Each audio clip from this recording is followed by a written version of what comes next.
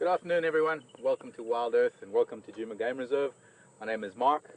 My name's Scott Dyson. And together we're going to bring you a live safari from here in Djuma and also Arathusa. And I believe you're going to be going to Arathusa. Yes. As some of you may know, we went out this morning. We had a bit of a party last night to see off Hayden and Peter and the rest of the crew that are going to be leaving tomorrow. So we weren't out this morning, but we did get a report that some lion was seen out in Arathusa. So I'm going to head over there and see if we get lucky. And I'm going to stay here and have a look for our ingwe here on the dam wall that was here. But I believe there are a few other things around that we can look at. I can see some buffalo moving down to the dam.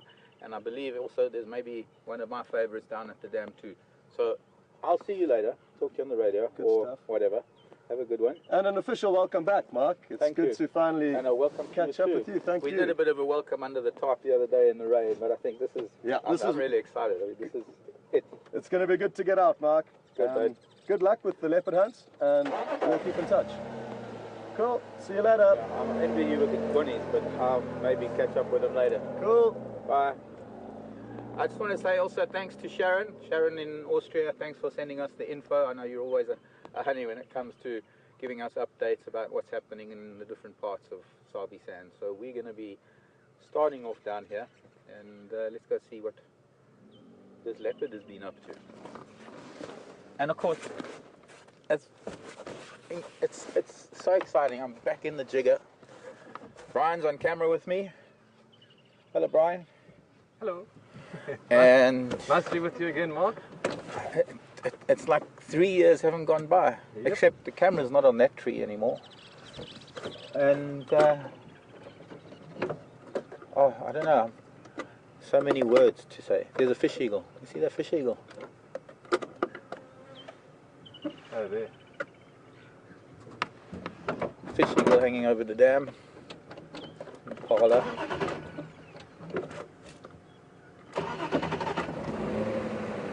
The sound of the jigger. Okay, everybody, let's go. Of course, questions at WildEarthTV. Twitter is hashtag Safari Live. You can ask questions through Twitter as well. I really enjoy questions because it keeps me talking, keeps me changing subjects. Do remember that. Well, have I got a blue screen? Yeah, I'm trying to fix that. Oh, as long as my peeps don't have a blue screen. Hello, children. All the babies.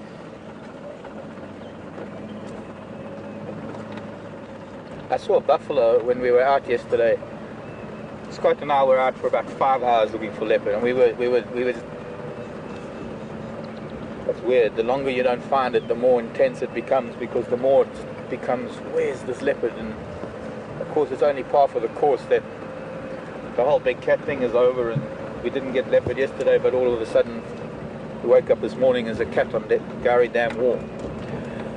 I don't know, in my 30 years plus of guiding, it's this most unusual thing. It's almost like the energy of the universe picks up on this desire, on this desperation, and the more desperate one is, the less likelihood there is of finding it. And then when you're not there or you don't need it, then all of a sudden they just crawl out of the woodwork and smile at you at the camera and say, I was here all the time. Oops. I meant to stall so that we could look at this buffalo slowly approaching us. The African buffalo. A lot of people call it a water buffalo, which of course is the buffalo that you find in Asia. Despite the fact that our African buffalo do spend a lot of time in water, they're not really referred to as water buffalo. They were originally called Cape buffalo, I think most likely because they were first discovered in the Cape. And of course we couldn't be further from the Cape in this country. We're on the opposite end of our country. This is an old bull. He might have other friends or other bulls that he spends time with. He's enjoying the fresh green grass that is coming through. There is incredible grazing and browsing for animals. I mean, this is a bumper period for all of them, especially with these recent soaking rains. Back home, I live further north from here, actually probably on the same line, but further north it's a far lower rainfall area, and having a lower rainfall, it's a completely different vegetation, slightly different topography and what have you. But the rain that we've had this season have been very short, very heavy rainfalls, and the first rainfall we had was probably about an inch or just under an inch, I think it was. But it happened in such a short time that most of the rain was runoff. And so it didn't sink in deep enough for the grasses and the herbs and forbs and the pioneer plants to start growing. And then about 6 weeks later, 6 weeks of no rain, the bush got drier as the temperatures got hotter. We were reaching up to 40 degrees Celsius, even 42 on the odd day. And of course that just dries things out immensely. And then the second rain we had was a 50 millimeter, which is a 2-inch rain, and 50 millimeters, and that fell in about an hour. I was caught in it in my Land Rover on my way home from town one day, and I could do nothing but just stop and let the rain drench the bush veld. But once again, short heavy rain doesn't do very much for sinking into the soil and feeding the grasses and feeding the substrate. So here in Djuma, it's a completely different story. It looks like you've had some really good rain here, and it looks like it's been going on for quite a while. This recent rain just adds to it and keeps everything growing. So the animals are very lucky. The grazing is good. The trees, on the other hand, don't really need the rain as much as the grasses and the ground-dwelling plants do, because they store a lot of their moisture and nutrients in their roots during the winter season, during the dry season. And they only need a little bit of an increase in daylight time and average temperature for them to start pushing their leaves out. And even some of them, which is the most beautiful thing, in the depths of the driest part of the dry season, as spring starts approaching, you get these blossoms that start coming out, because it's more convenient for the trees to bloom first, and then use whatever nutrients to bring out the leaves. The nutrients that they have stored are important to get the flowers going and to get them pollinated and the seeds starting to grow. So we had some very early blooming trees this year. I had knobthorns blooming in June already. Last year it was July. I was surprised. This year it was June.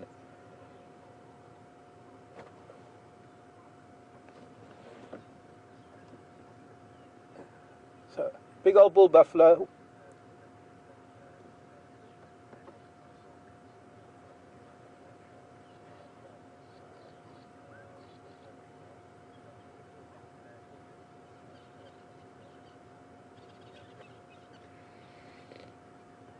Email come in from Bob. Hi Bob. Wanting to know if I'm still barefooted. Well, I must say something about that. I actually don't own any shoes. I have a pair of sandals, and I have boots when I do bushwalks, but they're really uncomfortable. When you don't wear shoes most of your life, it's actually uncomfortable to have them confined in shoes. But I am barefoot. I'm pretty much barefoot most of my time. I sometimes even go into town barefoot because I can't find my sandals, or because a hyena stole one. That's why I buy cheap sandals. And it's not easy walking on hot tarmac and concrete in the city. Well, it's not a city, but a town, small town of Hoedspruit. But yes, Bob, I'm barefoot. I need to be part of the energy of the planet when I'm out in the bush. Of course, sitting here in the jigger, I've got rubber shoes on, which are the tires of the jigger.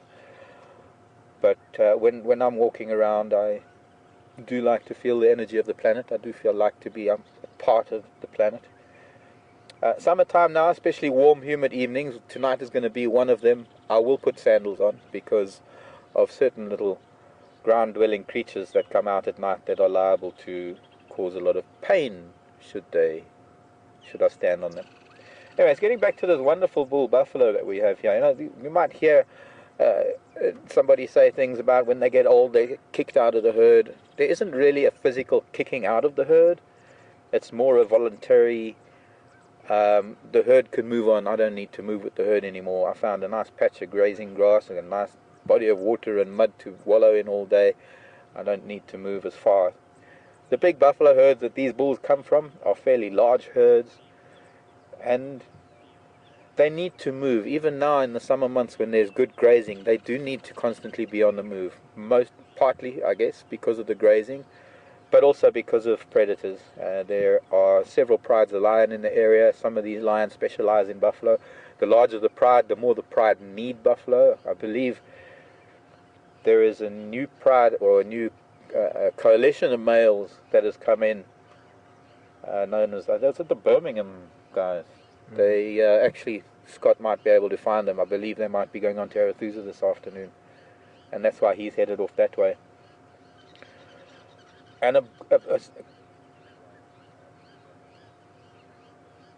the coalition of males that we're finding nowadays is a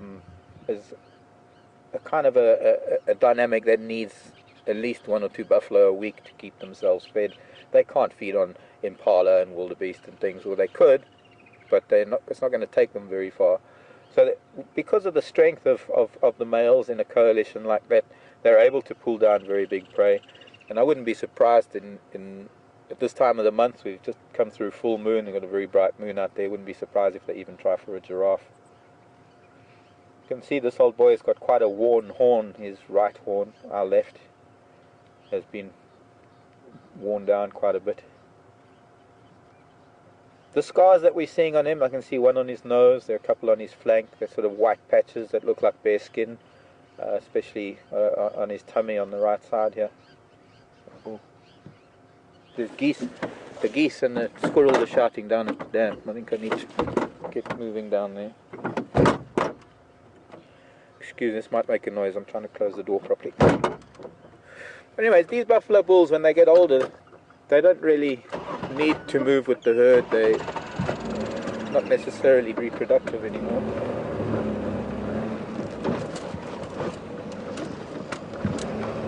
All the oxpeckers on his back, red-billed oxpeckers, they're starting to alarm a little bit.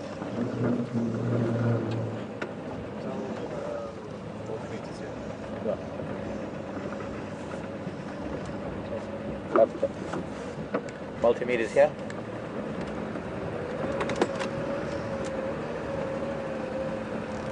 Oh boy, it is. I couldn't believe it when I arrived and I saw this the other day. I mean, we used to drive straight down here over the dam wall, and just this, I suppose the 2012 flood created an entirely new spillway of the dam, and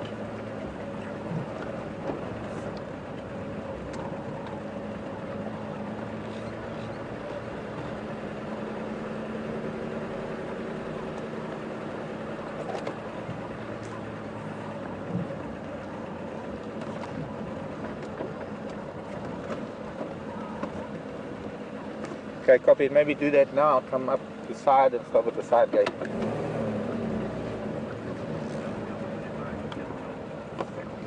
Okay. Just gonna run back up towards FC to drop something off. I'm gonna hand you over to Scott shortly, see how he's getting on. Probably on his way through into Arathusa. Another thing, this is an entirely new experience for me, being able to go up to Arathusa. I've only ever done or been on one game drive. There's Big Ellie. I'm going to go and look at him. I'm going to hang around here and wait for some alarm calls and see what this leopard's going to do. But we're going to get to that Big Ellie. We're going to just drop something off at FC and then we'll be back shortly. But in the meantime, I'm handing you over to Scott, see what he's up to, what he can tell you. And just great to be back, everyone. Can't tell you how pleased I am. Coming home almost.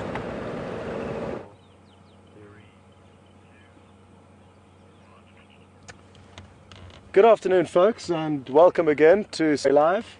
We're here on Djuma and Arathusa Game Reserves in the Sabi Sands. And we were heading on our way to Arathusa, as I mentioned earlier, to follow up on some lion that we've seen this morning. And on the way we spotted a beautiful bird called the lilac-breasted roller. We stopped, it was nice and close by, we had a beautiful shot waiting for you, and then surprisingly it took off. So we will definitely find some more for you over the coming drives over the next few months, which I'm really looking forward to. The team that's been left behind now is really excited for the next few months, and great to have Mark on board. He's a wealth of knowledge and has spent so much time with Wild Earth, so a really strong member to have on the team, which we're all happy about. So yeah, we will find more lilac-breasted rollers, but this one that we plan to show you decided to take off. So we'll continue. We've seen a few buffalo on our drive so far, which was great to see. And it is going to be a wonderful afternoon. It's cool at this stage. There's a few clouds that look a little bit rainy potentially, but they are a little bit to the west of us, so hopefully they will not unleash any precipitation in our direction. But it's a good afternoon, which, as we time and time again, does increase the chances of predators becoming active earlier in the afternoon.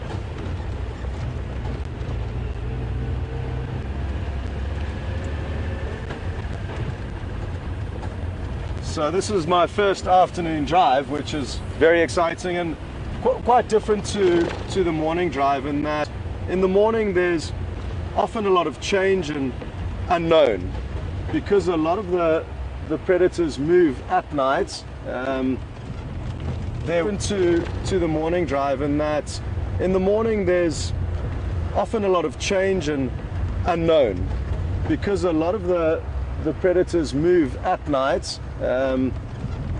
Their whereabouts can change drastically by the time morning comes. So even though we weren't out this morning, we've already got updates of where we mentioned them.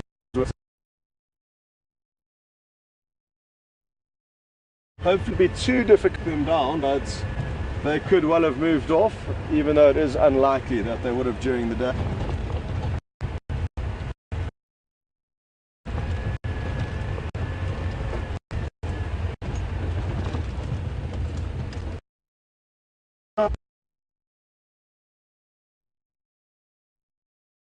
Time on the Djuma property, which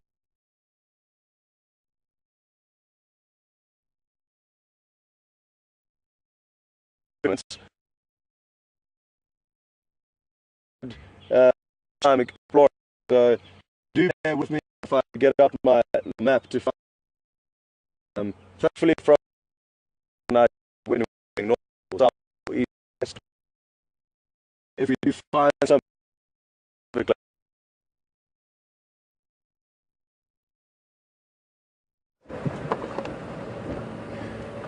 Welcome back to the Jigger. Just going to now head back down to Gowrie Dam. We're going to go around. I suppose we'll look for a little leopard first, but I'm itching to get to this alley. Can you see that wasp, Brian? I It's can't. just dived into the grass now. No. Big spider hunting wasp. We'll be able to find one for you. That's what it's doing right now. It's trying to find a big baboon spider to take care of. Well, to take care of its young.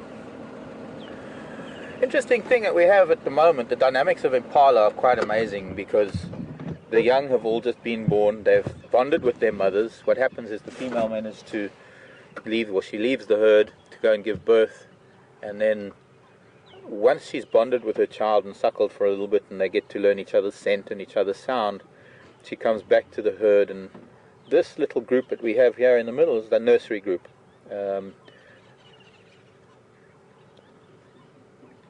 Just so that the females can go off and graze, and they don't have to have their little ones tagging along with them all the time and trying to suckle all the time. They need to replenish their milk, they need to go off. And of course, with these little ones only drinking milk, they need to also conserve their energy. So they sit in little nursery groups. They often have, so maybe yearling females from last year that might spend time with them. What's interesting is, as young as they are, they're already engaging in what we call allo grooming. There's two little ones over there that are grooming each other.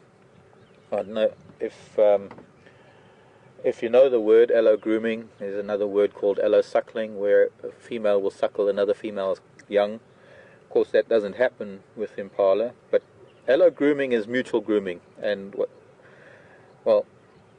they've also got rather well developed little incisors at on their bottom jaw that have almost comb-like grooves in them, and they use those incisors to comb through the fur to get out parasites. And it's a case of, well, you groom me, I'll groom you. Scratch my back, I'll scratch yours. So you find this group grooming going on. See, there's a little bit also just there to the right.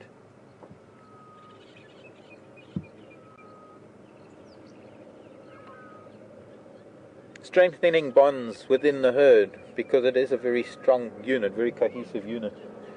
The herd, it's not a bunch of individual animals, it's actually almost one unit. You'll also find that they will defecate at the same time, they might urinate at the same time, they lie down at the same time, they tend to do a lot of stuff together. Caravan flying overhead. Okay, let's move along. There's some very interesting things around Gowrie Dam this afternoon, and for me, just getting an idea, reminding me, just getting an idea of all the things that have changed over the last 3 years. It's November, end of November of 2011 was when I was last here, and things have changed somewhat.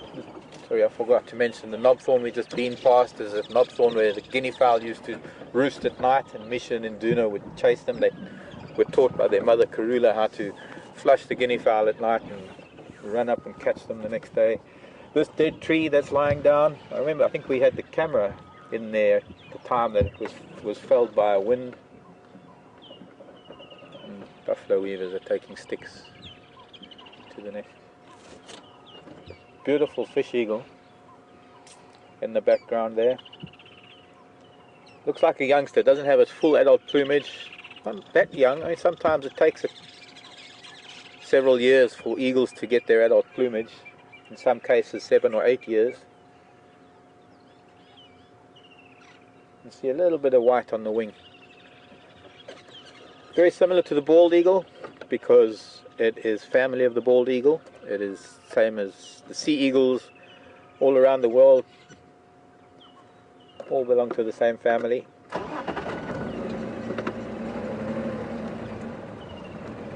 Our fish eagles have learned to come inland to hunt freshwater. Although I have seen them on the coast, up in East Africa.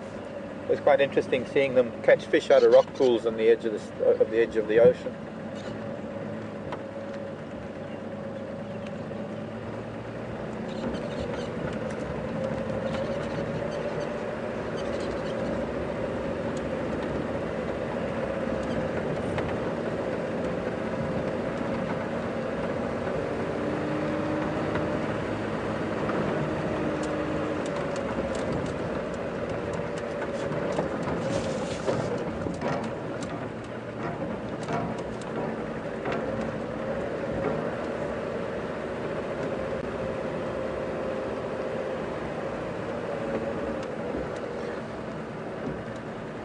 Question in from Blue Jay on Twitter. I like that question. Blue Jay is asking, how do the young impala find their mothers? And that's an interesting thing, because it's a multiple answer to that question. And it's not only how they find their mothers, but how their mothers find them. And one of the things is scent. They each have an individual scent. I also got to remember too that in a herd like that, we might see them all as very similar. They're all the same impala, but to them, each individual is as different as we are to each other. So from that point of view, a visual sort of thing that they can recognize each other. The time that the impala spends with her lamb away from the herd just after giving birth, whether it's a few hours or a day, is that time when that bond happens. The scent is instilled in the lamb, the sound, because they vocalize to each other. I mean, it's like in a seal colony or a colony of gannets, one of these large colony or gregarious animals that nest and roost in colonies, how these birds can fly in from nowhere and land exactly next to their chick. And a lot of it has got to do with sound, and a lot of it has got to do with scent. And it's that maternal bond that develops. I've got some flowers, because I can't start a drive and can't wait to send the flower to the ladies. And well, we've got a little jasmine growing in the potato bush over here. I want you to imagine the scent of jasmine, because when night falls this is going to smell heavenly.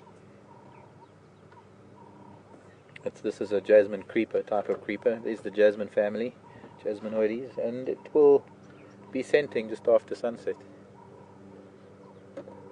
Of course there are a lot of flowers coming out. I'm hoping I can find a lily or two, because they're not going to be around. If the sun comes out tomorrow, they're not going to be around anymore. They started flowering yesterday because of the rain, and well, they don't flower for long, especially when there's sunshine. Our elephant has moved off, and I've stalled the car. Our Ellie has moved off, but he might have gone up towards Mvubu Road. We're going to head on to Mvubu Road. Being quite hot and humid at the moment, I think our leopard is possibly napping somewhere. This is one, I don't know, one of Karula's boys.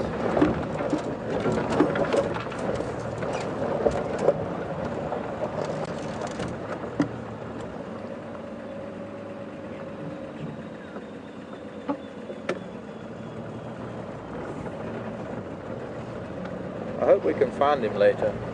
It'd be interesting if maybe somebody can send me a tweet or something. I know he was seen this morning. Well, what was the last timestamp that he was seen, and what happened? Which way did he go? Did he go down the dam wall? Did he walk along the dam? It'd be interesting if anyone could give me some updated information on that little boy.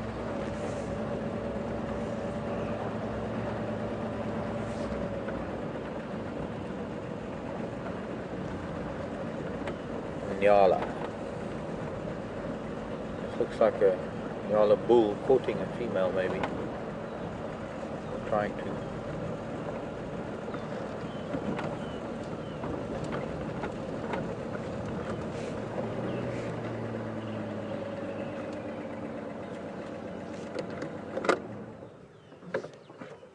Of course he's going to move out of that little clearing. Magnificent bull.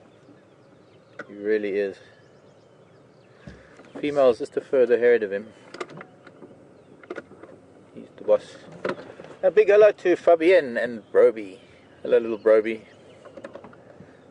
But bonjour Fabienne. Nice to have you with us. I'm sure Fabienne's missing the African bush.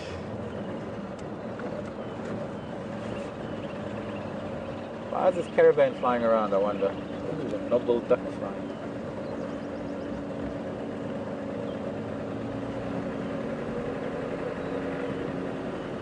Yep.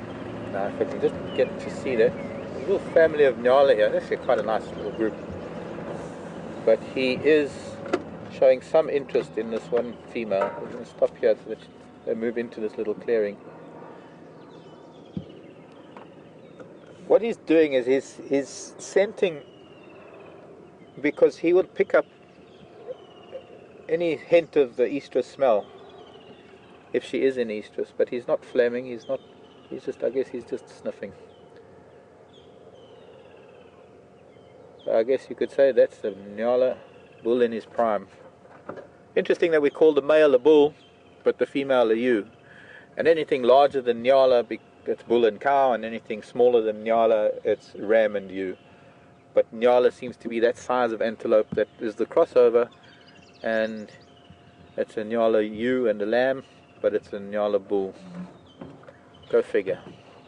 I'm about to cross the road, probably heading down towards the dam.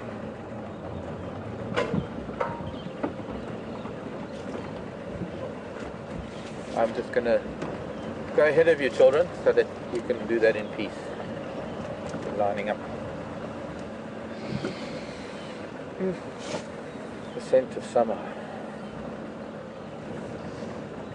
No flowers on the gardenia yet, although it might have flowered already.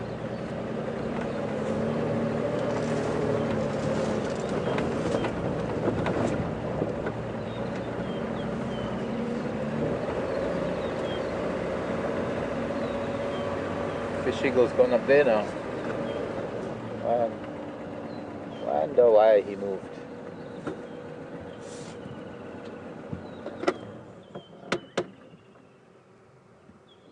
Looks a bit scruffy, but that's because he's a child.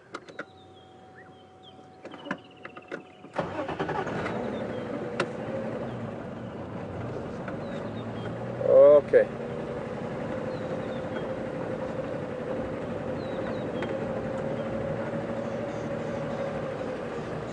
There's a lot of alarming going on here.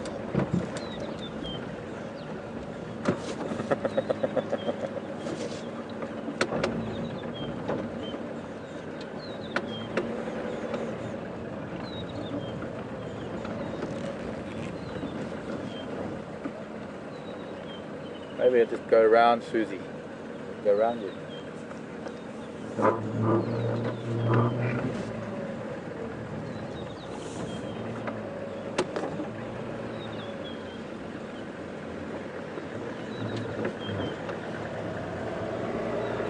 How are you? Good, thanks.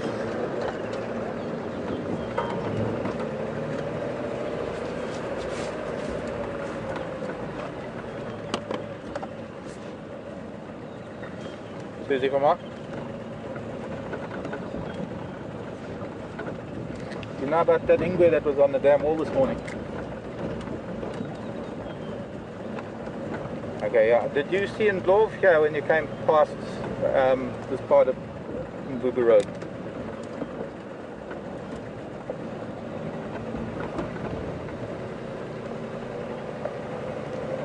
Okay, copy. There was one down at the dam earlier.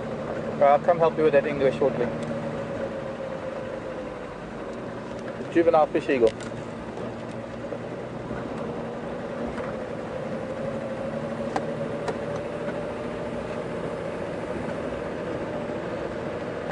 I don't know where he disappeared to. It was a lovely big bull and he looked like he wasn't going very far. And I just kept on waffling on. But I think he might still be down here. Some of these mud puddles. With a little bit of luck. I haven't been down here in a long time. I think in the last couple of days I've pretty much covered every road on Djuma in our quest for cats the last few days for Big Cat Week. And weather played a bit of havoc with everything, so it was unfortunate that cats were hiding. But that's fine, they can come out now. It's my turn, it's Scott's turn, our turn. And well, you're going to be here with us for the next couple of months, 2 months, 7, 8, how many weeks? And I have no doubt that we're going to find some cats in that time.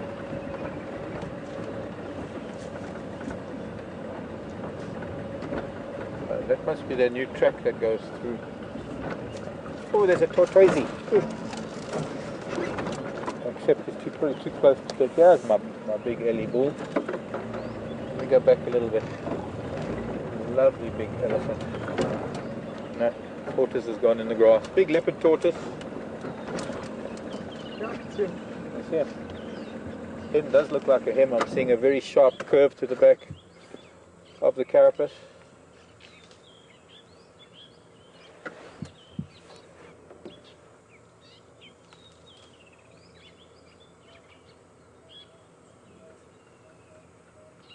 I don't think we need to go anywhere, I think.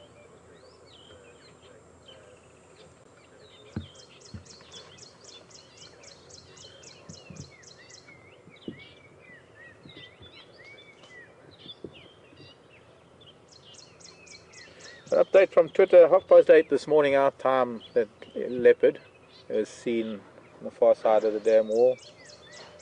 Jambo Buana Tembo. I think this is the guy that's been with Peter and Hayden the last while.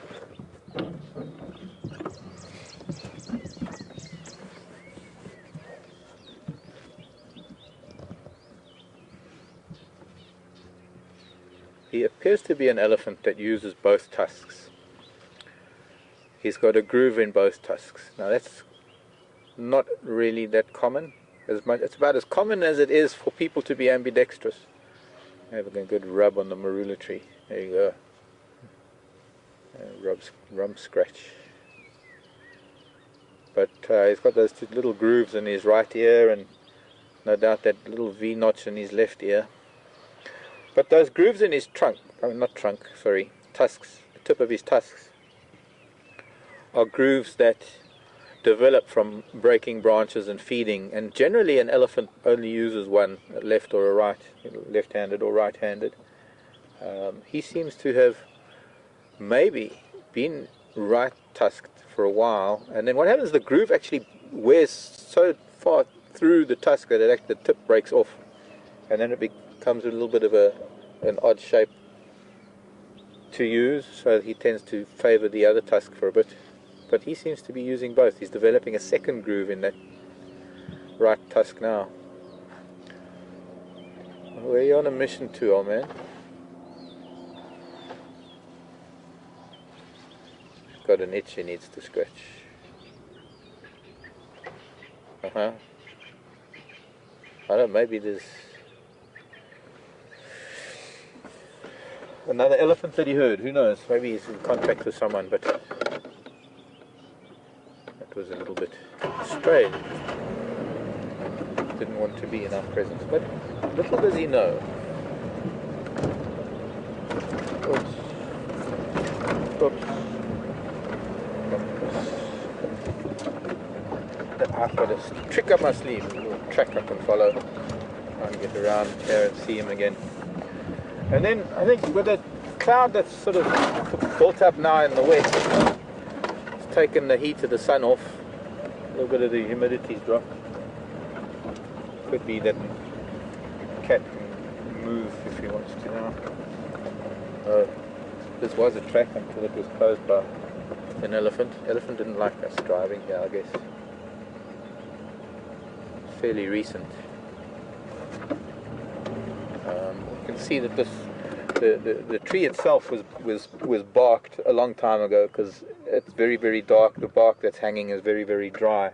So that whole length to the break is actually a long time ago. But somehow there's a little, if you look just underneath the break, that curve, there's still a little bit of bark just underneath the break over there. And that would have kept the tree alive, but this tree was broken very recently.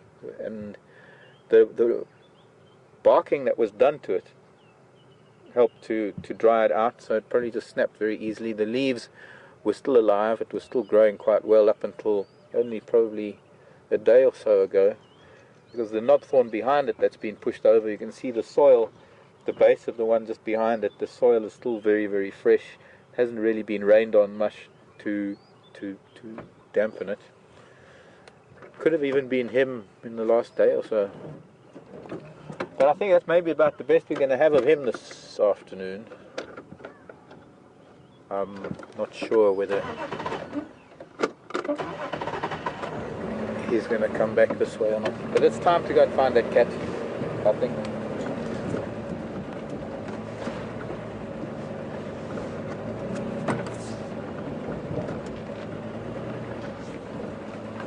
Oh.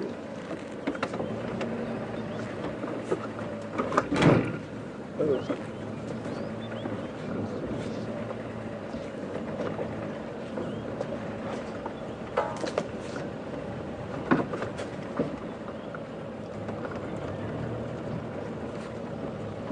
Having a go-away bird up that way. Oh. Oh, he just disappeared into the vegetation, almost like an elephant has dissolved into nothing. It's amazing how an elephant can just disappear, and so silently. One elephant is more quiet than a human. Another reason why I like to be barefoot, especially at home, where I don't get criticism for not having shoes on, because the elephants don't really mind. But when I'm walking, I don't make a noise, so I don't get noticed by things sometimes, and I can sometimes not creep up to elephant, I don't do that, but I can be with them and be quiet enough. The problem when you're wearing shoes is that just you stand on a tiny little stick, or you stand on, just standing on sand alone makes it a crunching sound, and they are so sensitive to those kind of noises.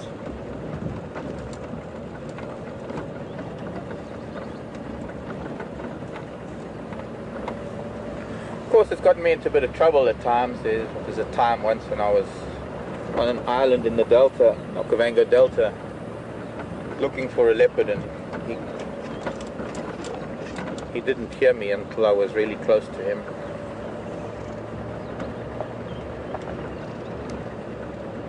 Or times when I was going to look for,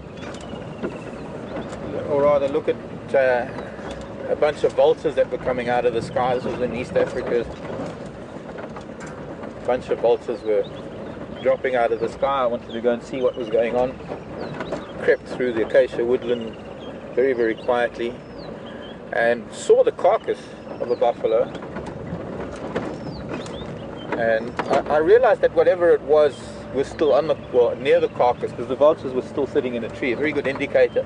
And if you find a carcass in the bush and the vultures are sitting around, they're not on the carcass, could be a good indicator that there's still a predator around and the vultures are still a little bit apprehensive about coming down.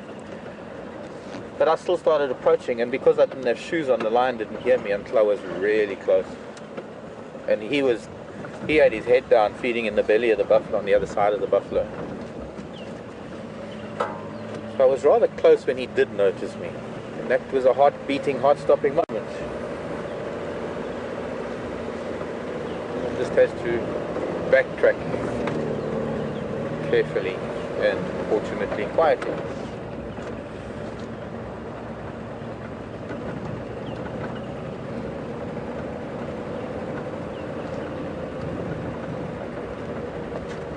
I wonder if there's still a way to get down below the dam wall. There used to be, but with that erosion I don't think we can get through there anymore. Buffaloes at the water, I'm sure you might have that on the Djuma waterhole cam. But that big buffalo bull that we saw is at the water's edge now, just to the left of the camera.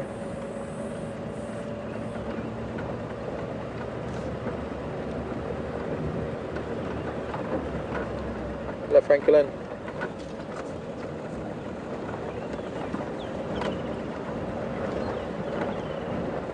Okay, so Susie's gone that way, I think, by the looks of things. Let's investigate some noise.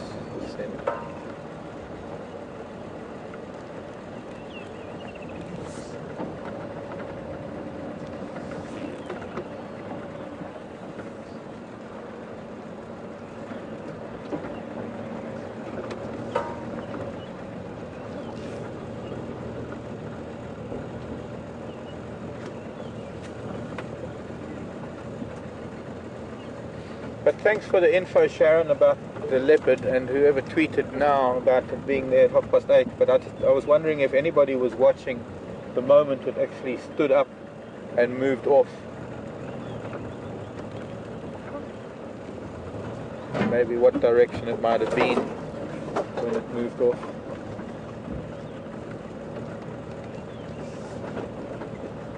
And the tawny flank prinia is a small brown bird. Tawny flank prinia that's complaining bitterly about something. The problem is a lot of, got to relearn how to drive the jigger.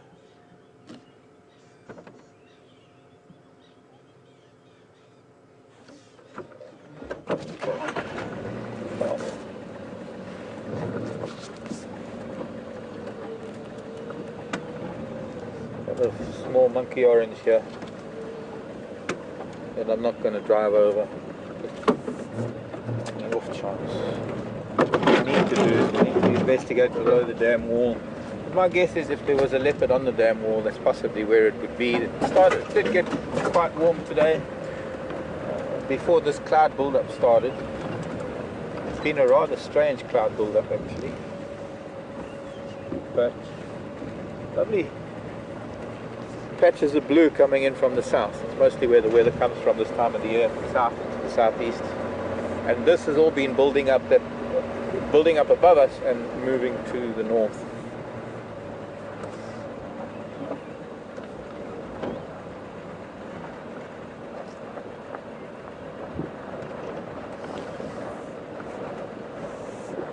I'm also going to just take a quick look down in the drainage line for any sign of our little leopard, and in the meantime, while I'm doing that, I'm going to hand you back to Scott, and he's got something to show you, and we'll be back with you shortly.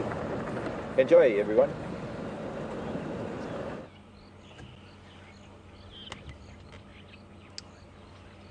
Welcome back, folks.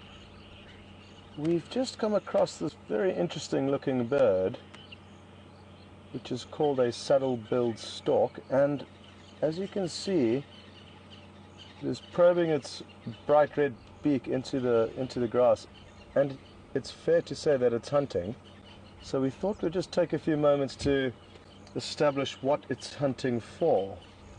Now, this bird is an aquatic bird, a wader, that often is seen around small waterholes or sections of river, and it will predominantly feed on fish and frogs. So we're just a bit interested to see what it could be feeding on here. I've seen one of these birds catch a small catfish before, which was a highlight of my bird hunting list. It came up at the top.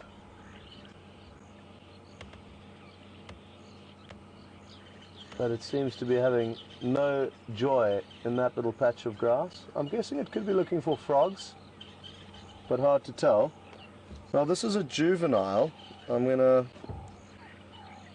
get the images out for you in my book, which will give you a good idea of how he will look when it's a bit older.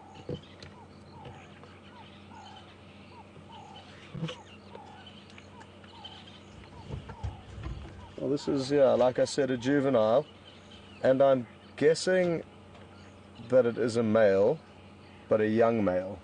Now, the reason why I say that is the males have got a dark eye, which this one has, whereas the females have got a yellow eye, and also the males, when they fully mature, will have yellow wattles growing from the base of their beak. So this one has a dark eye but no wattles. I'm not sure whether the female adult will turn yellow. So we'll have to monitor it. We should be able to monitor this one's growth because they are localized birds. There's not many of them in South Africa. I've heard figures that only there are 250 breeding pairs in South Africa. So we are very fortunate to be viewing this bird, and thankfully, due to their nature, they tend to stay in a place once they've found it. So as long as we keep an eye on this general area, a few waterholes surrounding it, we should be able to monitor this bird grow.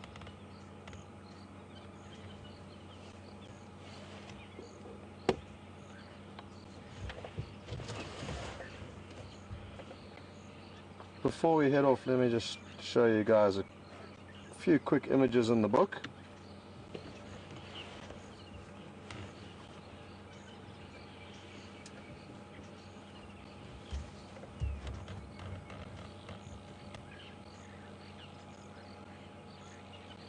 Okay, so some interesting birds on this page. At the top we've got the, let's start on the saddle-billed, sorry.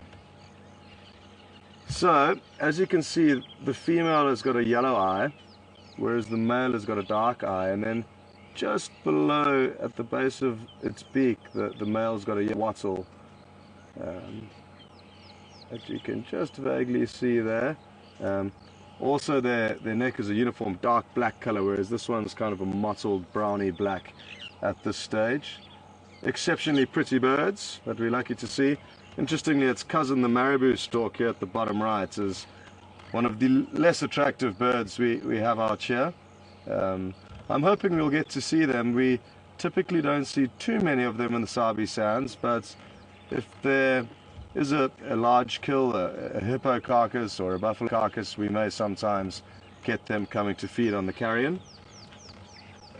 Okay, we've made it to the Arathusa airstrip, and the plan is to have a quick look around here for hopefully cheetah. I know Hayden's been spending a lot of time here over the last few weeks checking for cheetah, and it is a habitat that they will like to hunt in because it's very open.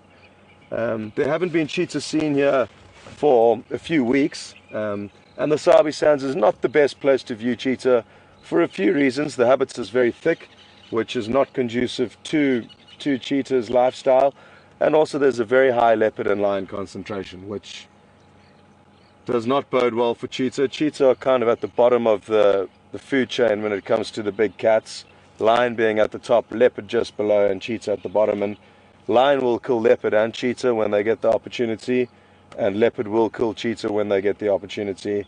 Cheetah sadly are incapable of harming lion and leopards. Something also to bear in mind. Oh, look what we've got here.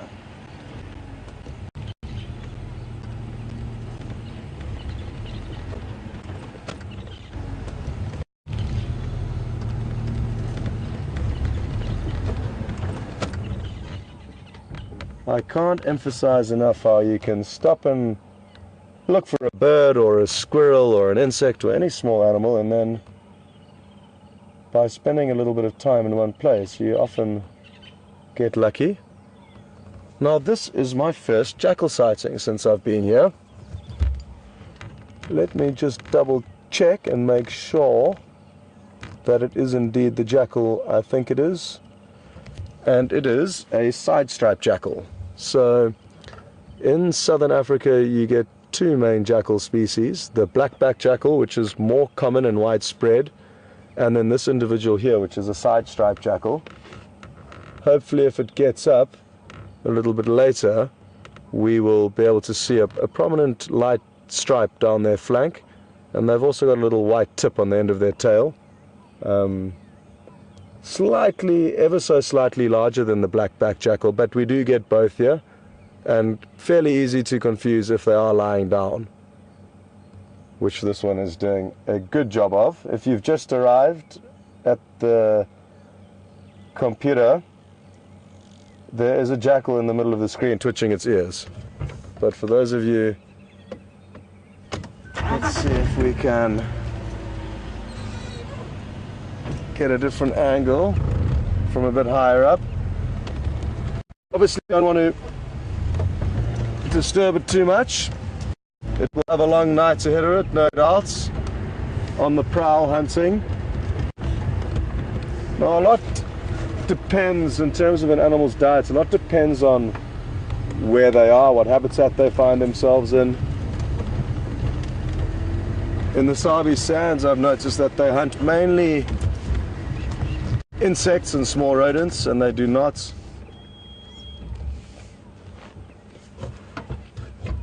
do too much scavenging from carcasses. Whereas in the Masai Mara, for example, where I've seen the black-backed jackal up there they've almost specialized in feeding on carcasses, at least at the time of the year when I was there during the migration, when the migration was passing through the Masai Mara. So it would be interesting to know. There is sadly not too much known about these animals. They are a little bit harder to habituate and harder to follow than lions and leopards, and because we don't follow them as much, we obviously don't know exactly what they get up to in the wee hours of the morning.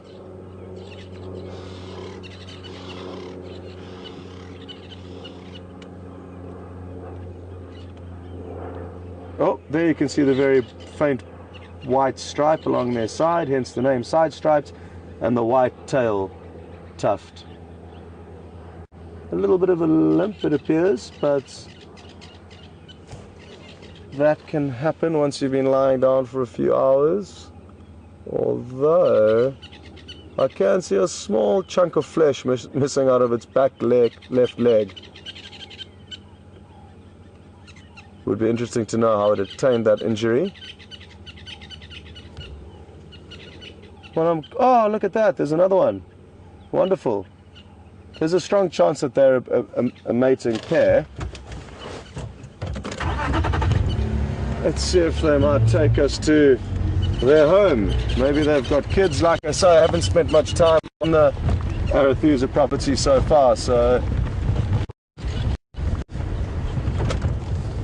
I'm not entirely sure of what's been going on here.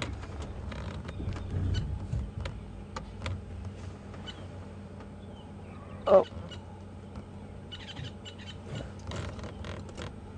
I'm just keen to keep on creeping out of camera view. And now I had a lilac-breasted roller that we tried to show you earlier, but this one also flew off.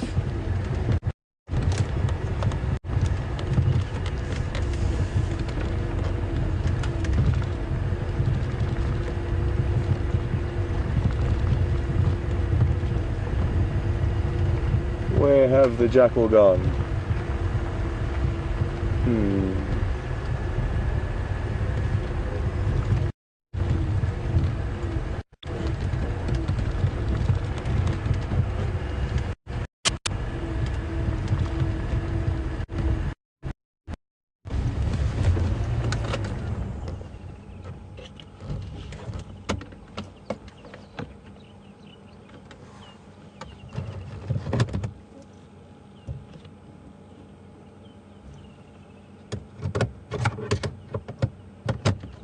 Sorry folks, I was just getting a message from the radio control. Now, interestingly enough, what we saw there was that individual scent marking literally against that small stump that we can see, an old small leadwood tree, which is a good tree to mark your territory on because it's probably not going to go anywhere. The name leadwood does describe its nature, and it is an exceptionally heavy, dense wood that takes very many years to grow, and when they do eventually die, they stand for probably just as many years as it took them to grow. So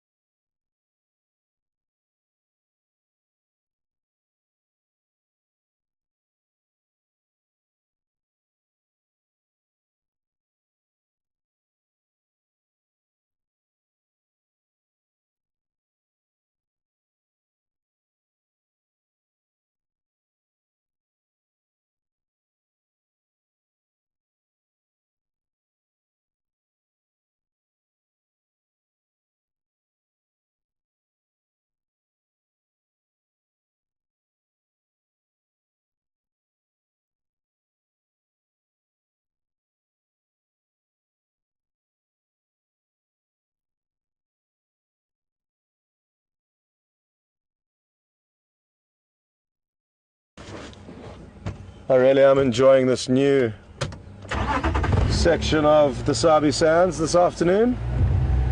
The rain is seeming like it will stay at bay,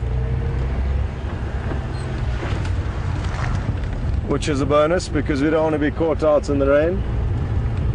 Mark and I were itching to get out together the other morning, and sadly rain stopped play. But having said that, we do really enjoy the questions and answers sessions that we can share while we are limited to being under shelter and not out and about exploring.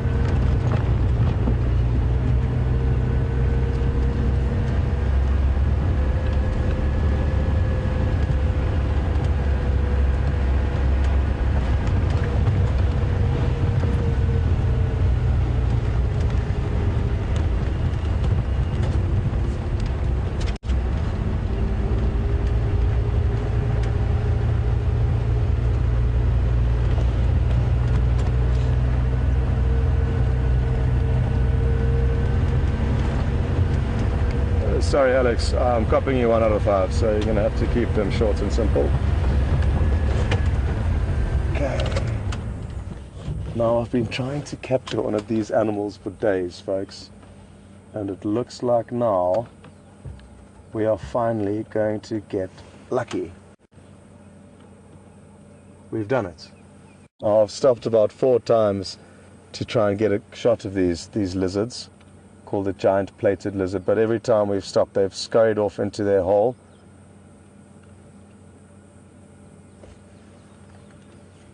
Now for some reason this one has been more tolerating of us. Very pretty lizard, very secretive, and they often stay at the entrance to their burrows. This one's using an old termite mound as its home, as do so many other animals. It's an incredibly important structure, the termite mound, in that once the termites have moved out or the colonies died off, they provide a very solid structure or shelter to animals that require it. So it does a lot of its hunting from this ambush position. Anything that walks past that hole, the lizard will quickly scurry out, grab onto it, and then head back into the safety of the burrow. So you seldom see them far from their holes, and therefore it makes it difficult to film them. This one's obviously just enjoying the last little bit of warmth it can get before the cooler evening hours kick in. It'll be interesting to spend a little bit of time here and see if something doesn't come wriggling past that may get its attention. I've never seen one of these lizards make a kill, so maybe we are going to break history this afternoon. We started with the saddle-billed stork hunting and didn't have any luck, but this may well be different.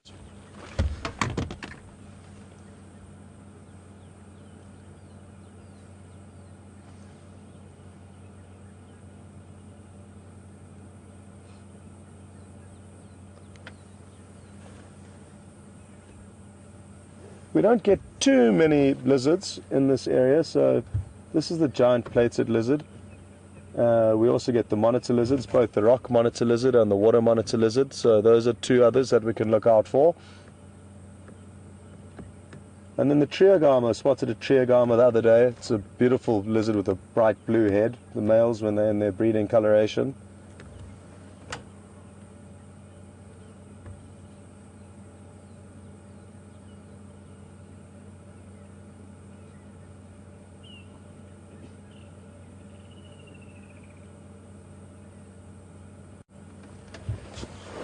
Okay, I don't think we're going to get too much more entertainment out of this guy. He seems to be in statue mode.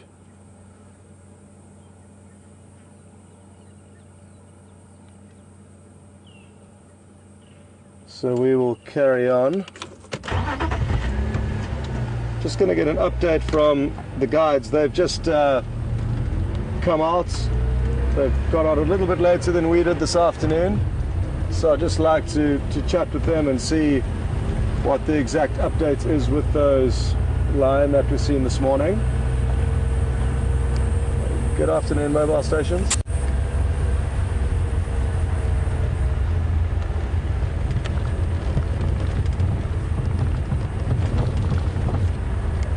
Sorry, Susan, I'm just wondering, are there any updates on Arathusa regarding the Ngala this morning?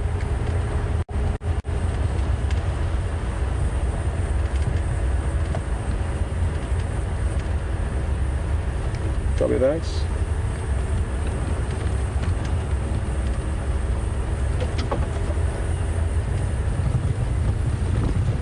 Bear with me, folks, because we're on a different property. I'm going to need to change onto a different frequency. Afternoon, mobile stations.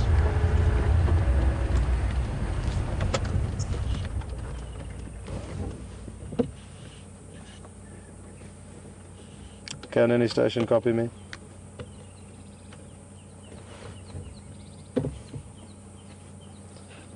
Afternoon, it's Scott here from Wild Earth. I'm just wondering if there's any updates on Arathusa this afternoon.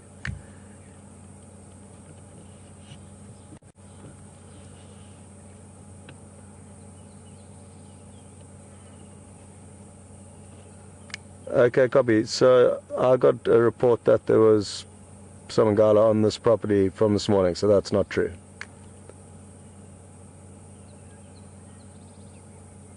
Okay, copy. Thanks very much.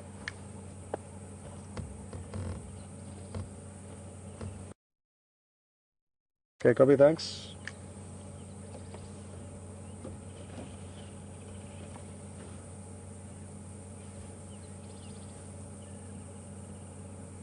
So this male steenbuck appears to be marking his territory. They protect their territories quite fiercely, and interestingly, even the males will fight between females over territory, whereas usually with animals, females and males will happily overlap territories.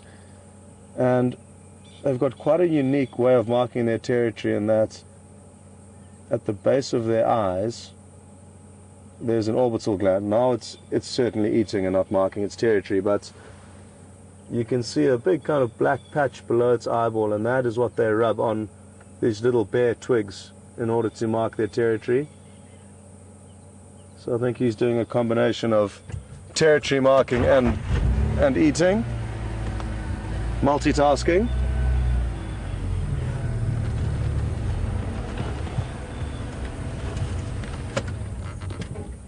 Sadly, the information we got regarding the lion this morning was misinformation, and they were not in fact seen on this property.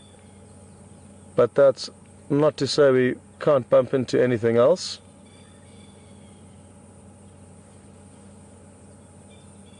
Really beautiful antelope. They only stand about 1.5 feet, 2 feet off the ground, to give you an idea of their size. They're very small.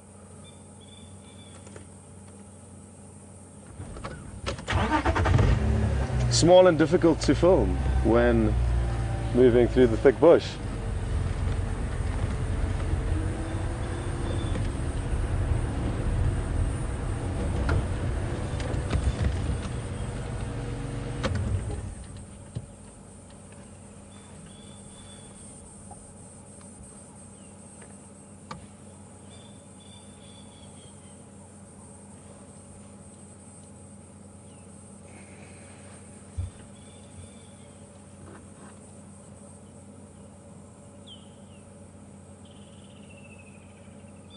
Important to be alert out here. As you can see, obviously heard something there and pricked up his ears. It must be a very interesting feeling to be permanently feeling threatened by the fact that a leopard or lion or cheetah could all of a sudden jump out of a bush and start chasing you.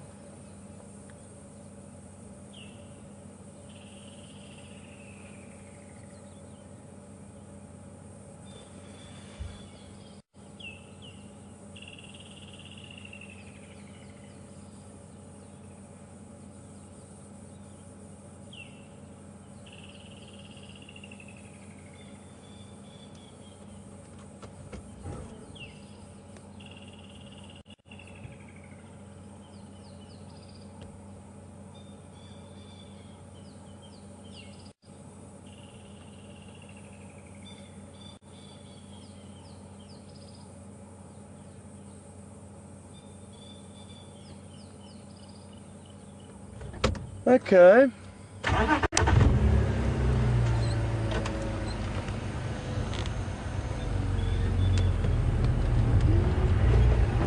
Folks, remember to ask as many questions as you can. Please, we really do appreciate them, and it's always great to interact as much as possible with you on the drives. So, hashtag Safari Live would be the Twitter address, and questions at WildEarthTV if you're going to be sending an email through.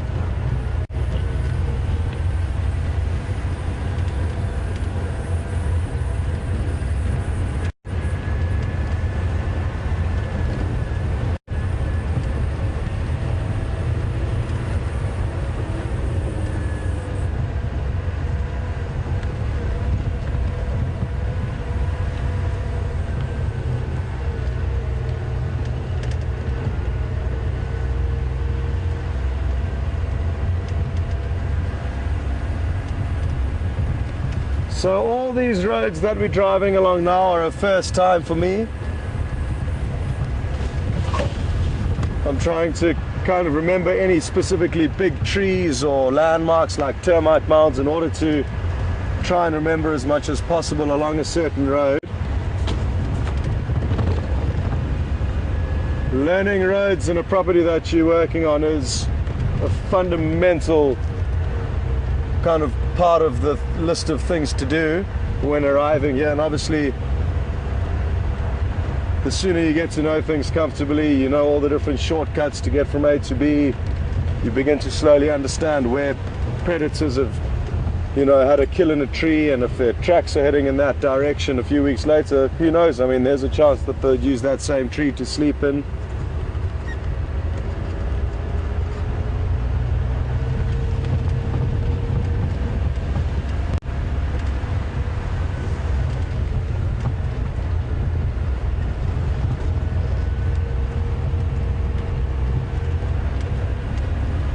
However, this for me now is a clean canvas that we are only beginning with you guys now to start filling in all the pieces of the puzzle and building memories of what we've seen and what we've done over the next few months, or what we will do rather.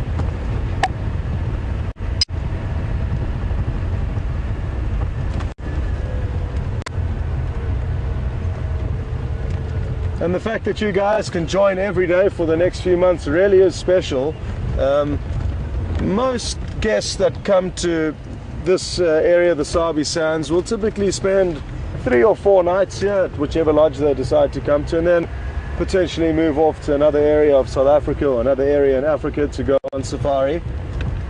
But what that means is we would only have, as being a guide, you would only have 3 days or 4 days with which to show them this whole place, which is very difficult. Whereas for you guys over the coming months, we can really take our time and simply enjoy what's out there, as opposed to having these huge time pressures to try and show you as much as possible in a short space of time.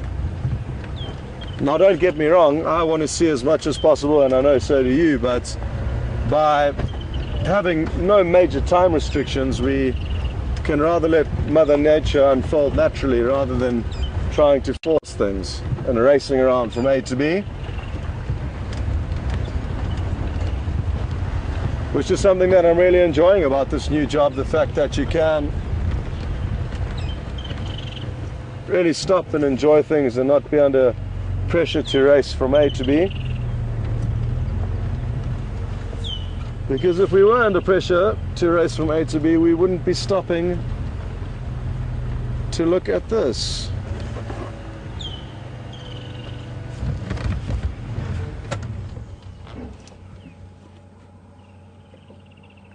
Now it's just the back end of a tortoise for now, but I'm hoping it's going to come out and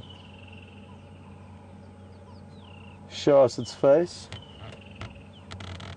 I wonder what it's doing in there. It's possibly nibbling on some fresh green shoots or hiding its face away from us, but it was in that position when we arrived, and I'd just like to give it a moment or two to establish what on earth it is doing with its head stuck into the base of that bush. We saw 2 the other day. I'm fairly sure they were mating, but as we saw them, they kind of scurried into a thicket and continued their business there, so we couldn't get any visuals, sadly. There's been a huge amount of tortoise activity. We see their tracks up and down a lot of the different road networks. So it is the time of the tortoise, December, in the Sabi Sands. During winter they become a lot less active and almost hibernate to a degree. Because it's very dry in winter, they don't do well. For them to get liquid, obviously it's difficult for them to travel from A to B, and where they don't need to worry about finding liquid because there's water in a lot of latent puddles that are caused by the rain. It's something to bear in mind with tortoises. If you do see them in a dry area, or an area that you know has not got a lot of water in, it's important not to pick them up because they often urinate as a defense mechanism. It looks like he was feeding. He's not a very clean feeder, obviously. You can see he's got some leftovers dangling off his chin, and he's off on a mighty mission all of a sudden. He is moving quickly with relative terms to a tortoise. Folks, as much as I love the tortoise, I love the animal that Mark has just found for you guys even more. So go and enjoy what Mark has in store for you. We'll catch you guys later.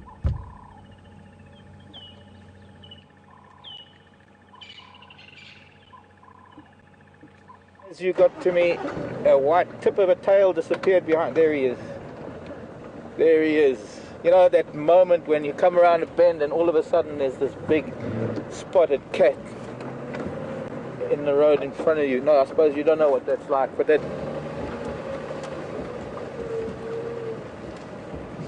He's also winding his way through some thickets.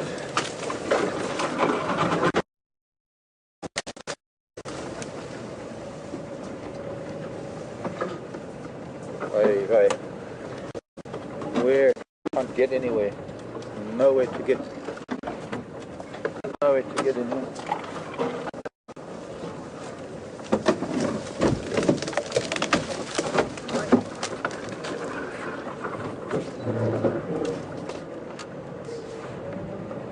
He is probably going to come out on Buffalo's cut line in a bit.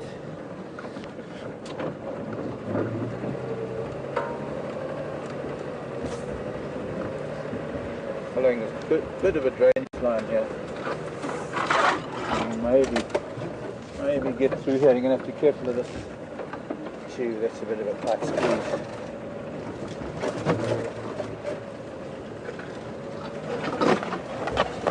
Going to hook the jacket. Yeah, that's all done. It's ready.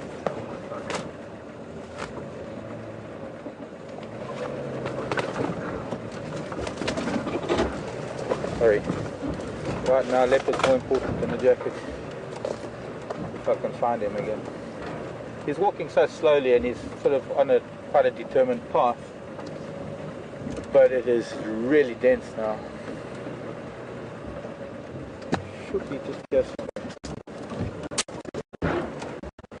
Fortunately, it's becoming impossible to go any further.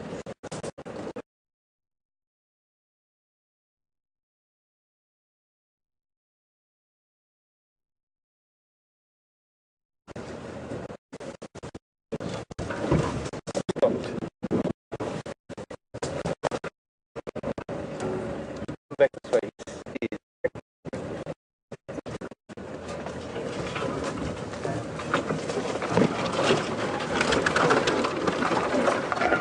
Oh, he's got some. He's got it. He must have stashed that because it's half eaten. He's got a kill. He hasn't killed it now. He must have stashed it earlier.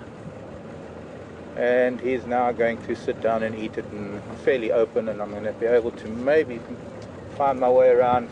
Maybe if we can get to the top of this termite mound, get around this little apple leaf tree. He is playing ball. I think this timing was perfect, except Right now I can't get to where I want to go, over there. So we're going to have to try and find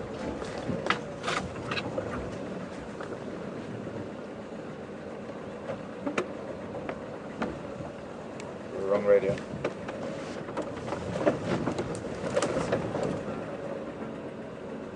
Okay, we're going to have to try and just get back down below him and see what we can see from where he is. I thought we could get around on the side of this termite mound.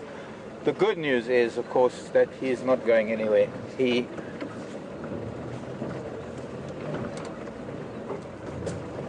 is not the leopard we were after yesterday. I'm also wondering if perhaps he picked up the scent of this, and that leopard that we were after yesterday could have been in here with his kill. That's why he wasn't moving much. And that's why we now have, maybe he picked up on the scent. You know, there are a bunch of possibilities, of course, what this could be. Could be that he killed a big leopard like this. A small antelope, looked like a daker. Small antelope like that, well, one would think that he'd finish it in one go. Obviously no hyena around, otherwise it would have been stashed in a tree. I'm going to have to get in here just behind him for the time being. Whoops. A little bit. Sorry, Boyki. Cool down. He's going to let me get just a little bit. Oh, wait, let's see, what is he going to do? How are you looking there? You've got a stick in his face. I'm going to try and move just so we get a better view of that. Just maybe.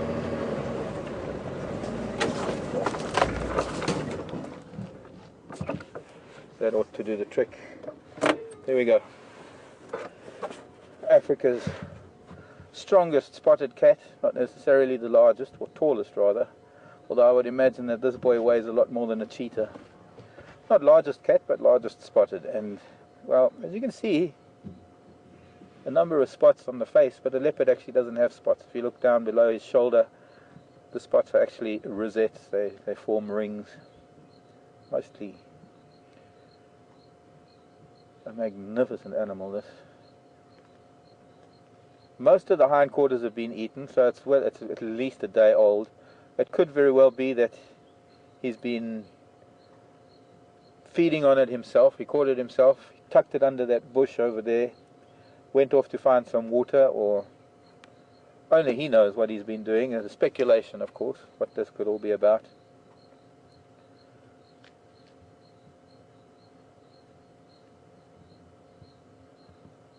And coming back to finish it off.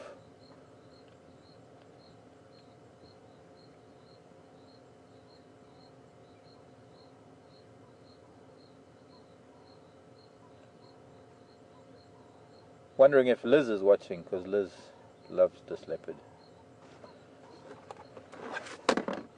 Oops. I do too.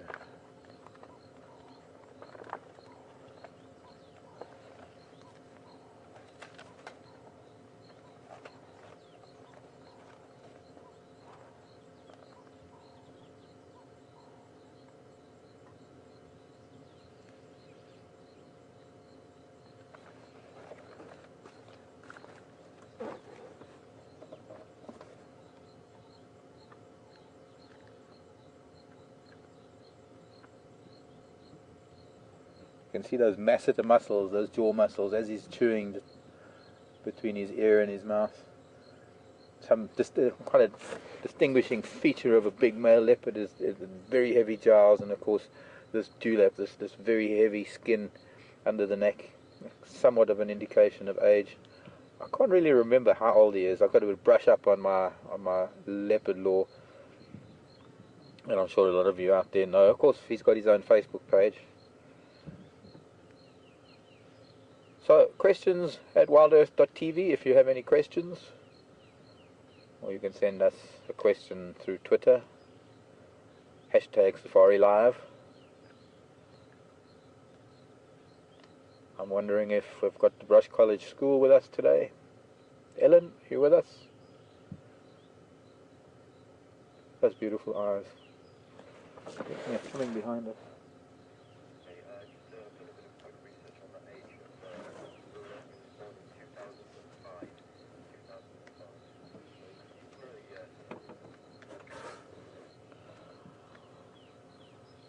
little birdie just whispering in my ear that he was born around 2005, so he's going to be going on 10 years old, which puts him in his prime.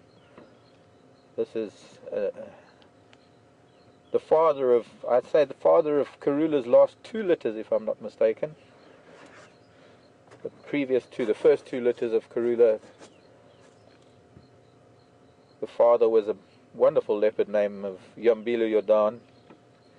Although I have to be honest, the Yambilo Jordan very seldom allowed us to follow him like this. I guess I ought to call it in.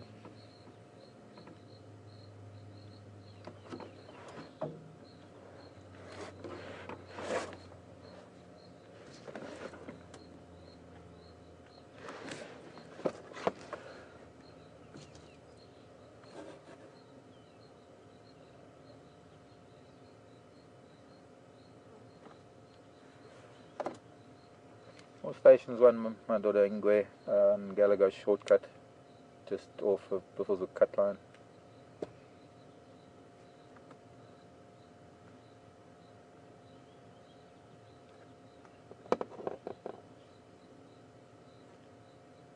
Now you see, this is all about timing.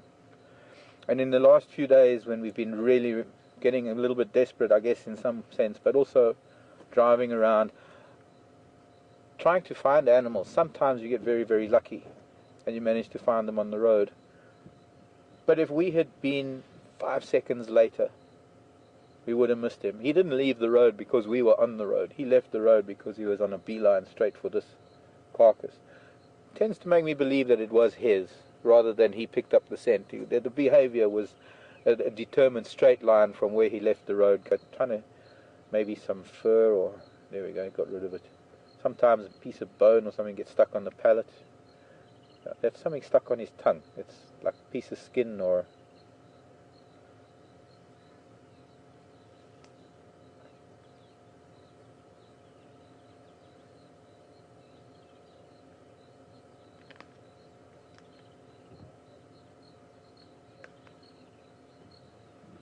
Are you picking up the sound? Mm-hmm. Go.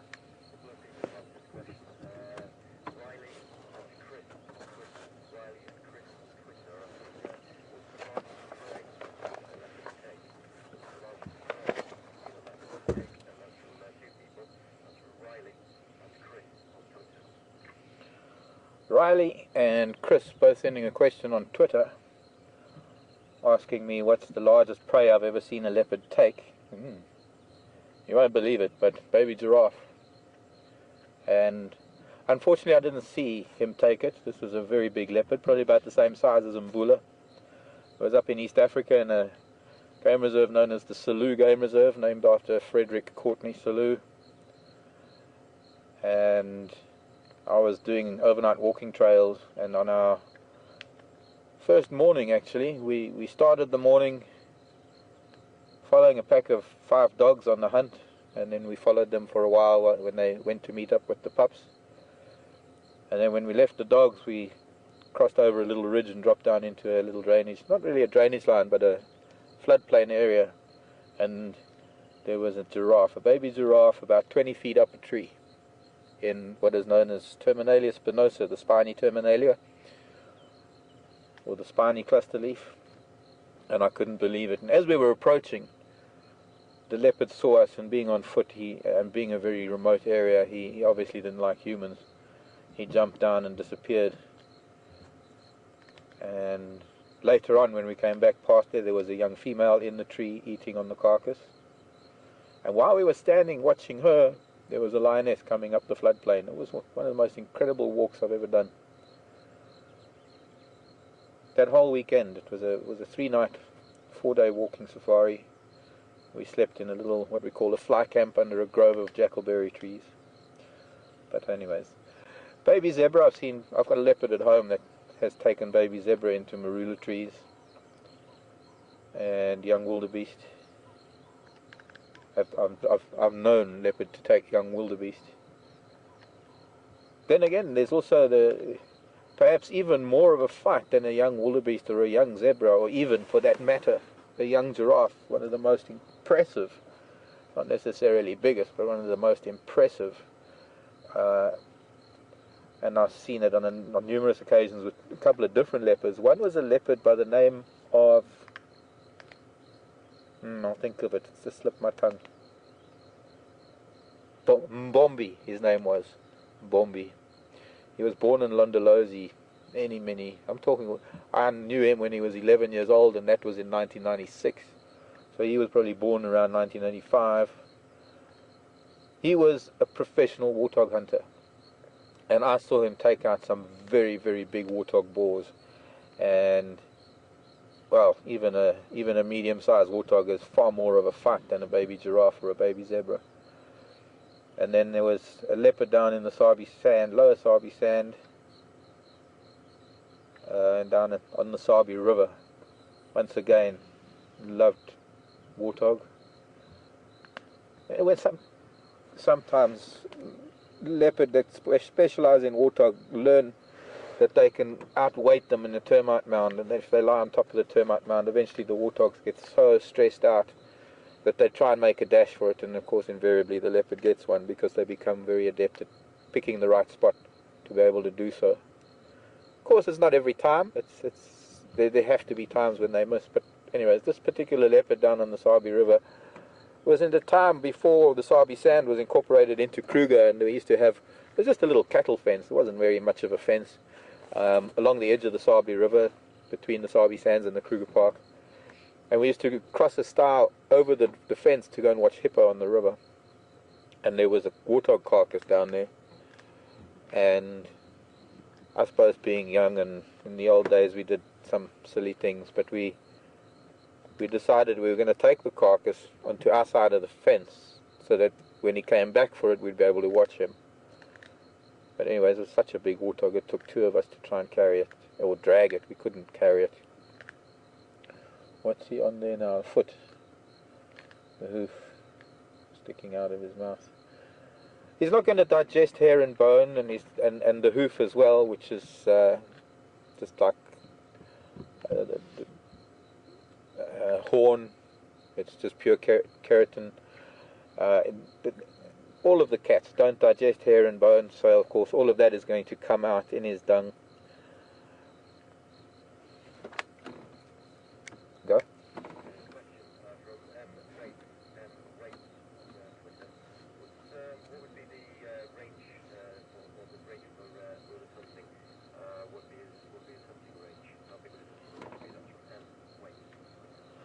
A Twitter question from M. Waite came in, wanting to know what sort of hunting range or what sort of area he would cover in his hunting.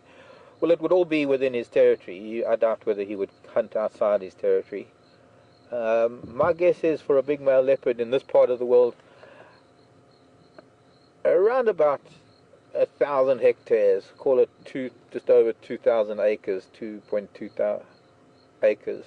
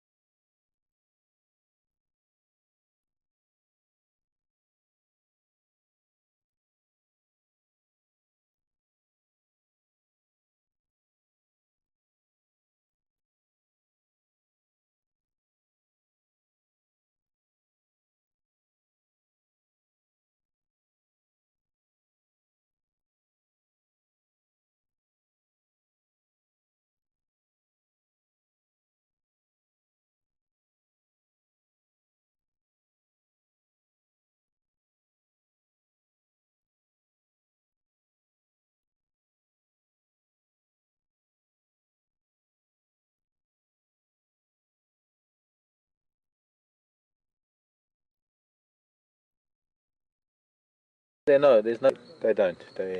I guess, because the cats eat their hosts, they're not likely to sit on the cats. I suppose also because, I don't know, I couldn't imagine if an oxpecker sat on a leopard, how a leopard would be able to catch it, but maybe it would. But no, they don't. Simple question, or interesting question, but a rather simple answer to a very interesting question. Thank you, nurses. Nurses.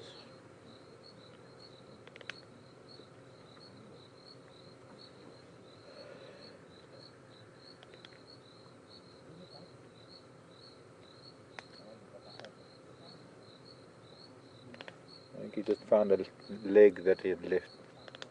He's chewing through the long bone now, getting to some of the marrow.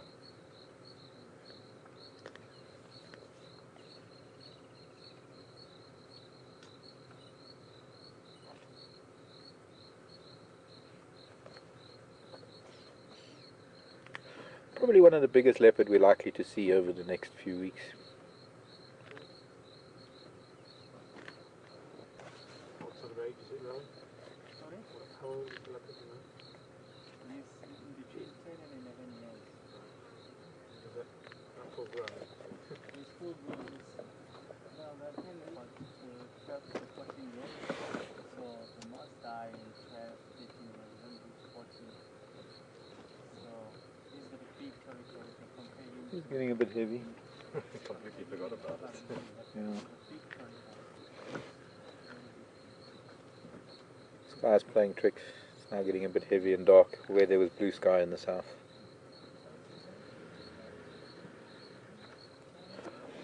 Okay, I think it's plus we're going to head along. We've got another vehicle coming in, and you want to take over the lock. We're going to move and let this other vehicle that's coming in. I'm going to need to let them come in because there is a limit to the number of vehicles that can be at a sighting. You can see he's going into that cave there where he originally had the carcass. Probably picking up some stomach contents, just the last little bit. In fact, it looks like the stomach.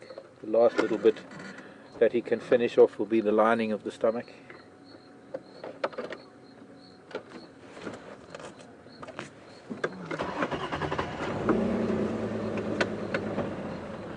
Okay, let's go find something.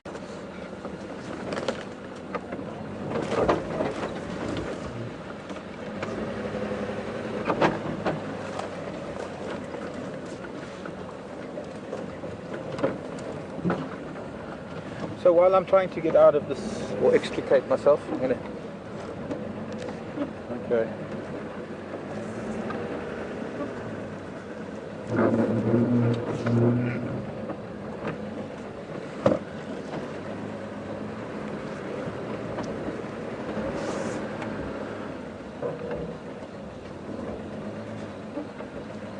Okay, we're going to cross to Scott while I try and extricate myself here. There's a sort of a one-way in and a one-way out type of thing. We're not going to pull out of here. Of course, once Susie's got herself in.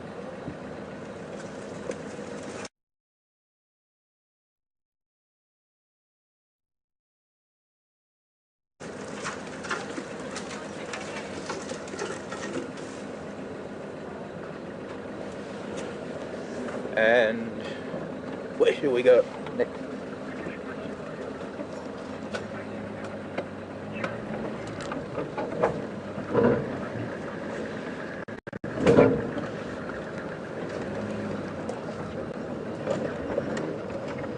Email from John. Hi there, John. How long will this kill last him? And when is he likely to kill again? Well, in terms of lasting, it's a he could possibly go about several days, if not even 5, maybe 6 days, if he had to. Of course, he could go quite some time without. You see, the thing is, when he next hunts again, that's when the depends comes in, because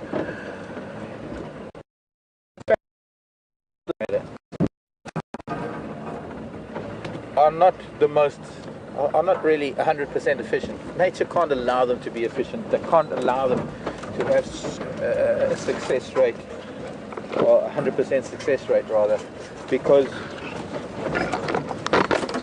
otherwise it would be too devastating on the wildlife. So there are all sorts of influencing factors on whether their kill is successful or not. And so he might hunt again even tonight, but whether he's successful or not is a different story. The kill wasn't, being a small day kill, it wasn't really that big that it's filled him up so much that he now needs to take some time off and just go and sleep under a tree, or in a tree for that matter. So he's not over full that it hinders his hunting ability. However, he might not want to, and until the opportunity arises, it's just one of those things, I guess. Again, could and he couldn't, or he could, can and he, how can I put it? It depends. Sorry. Just let me know if you get tired of me saying it depends, but I try and explain myself when an answer, and those are really the greatest questions, because if there's a question that doesn't have just a straightforward answer, and a lot of questions are like that, because a lot of questions actually relate to animal behavior, and animal behavior is not an exact science. Things vary all the time. So ultimately, there's any combination, any number of possibilities or scenarios that could take place. Oh look, the leopard tracks. Getting a little bit dark.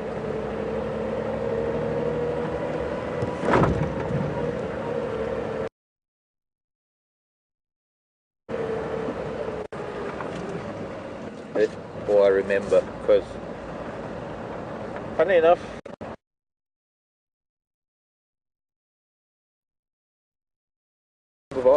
and things that I've forgotten the names because it can fit so much in my head and no more. Hello, little Franklin.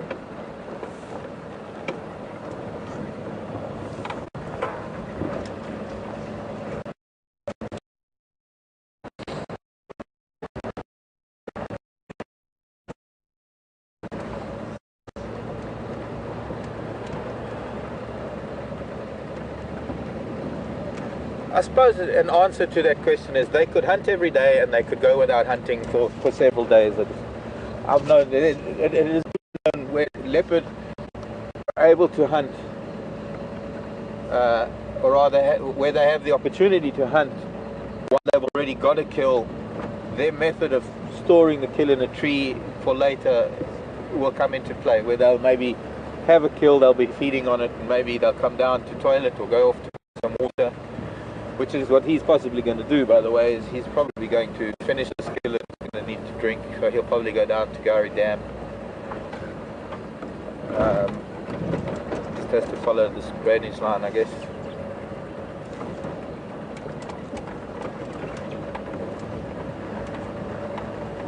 But it could be where a leopard has a kill in a tree already, and comes down to go for water, or it comes down to the toilet or thing, and the opportunity arises, it could kill something, take it up another tree and go back to the original kill, or sometimes even leave the original kill completely because it's now got fresh meat. There are times when leopard get into domestic stock, they'll just kill a number of goats or sheep or whatever the domestic animal might be. Just it can, almost, with all these things around, it can't get away, or don't know how to get away, or don't know that they need to get away.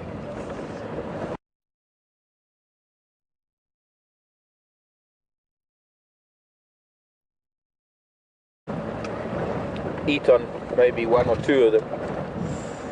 Not much, but will probably, if a leopard is lucky enough to find itself in those circumstances,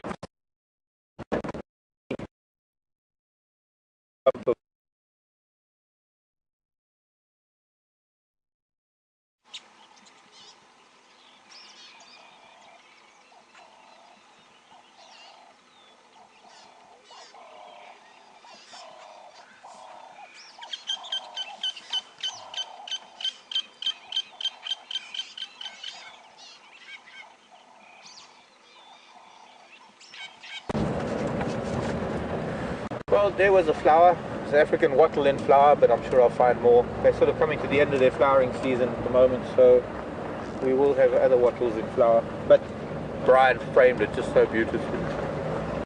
And then just as we got there, lost signal in the dip. Oh, woe is me. Let's go and see what's happening on quarantine with them, because the impala and the wildebeest and the zebra, if they're still around, animals are going to be making their way out onto the open area for the evening. During the day, it's safer to be in thicker bush, especially with the youngsters. And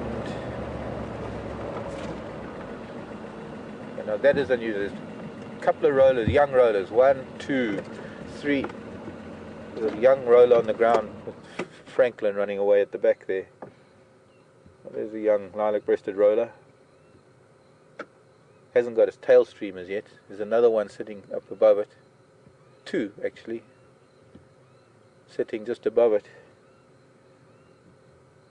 Now I wonder what they have to say to a Franklin. Oh, there we go. You can see both of them, but they're hidden by leaves. And the third one is now just flown off of the ground. These must be youngsters out of a nest nearby. There are a couple of dead trees here. Rollers nest in holes in trees, and these little ones must have been born months ago.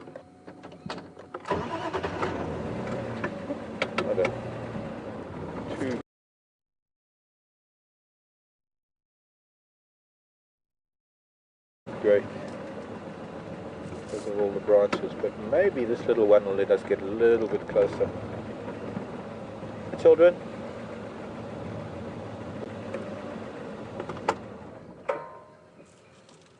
Yeah, fluffy child. Okay, we've got the picture for Scott now. When you're ready, can you see me a link, please? Copied will do. Can hear it as well.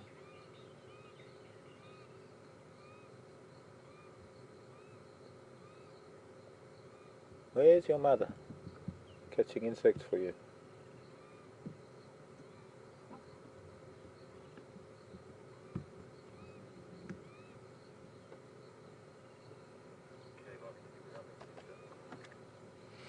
Well, we're going to cross over to Scott, and I'm going to go and look for something else in a little while. But enjoy Scott for a while, and I'll talk to you later, folks.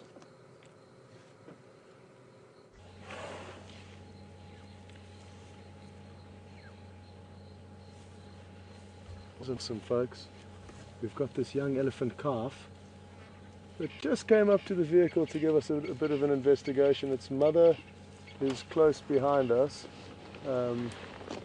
keeping an eye on the youngster. We've just positioned the vehicle a little bit ahead of where they were moving, and now you'll notice there's some other herd members just over here, so they're casually passing by. We only caught what seemed to be the back end of the herd, so we're not sure how big it is at this stage. We've just seen 4 individuals. This youngster might also give us a little bit of attitude.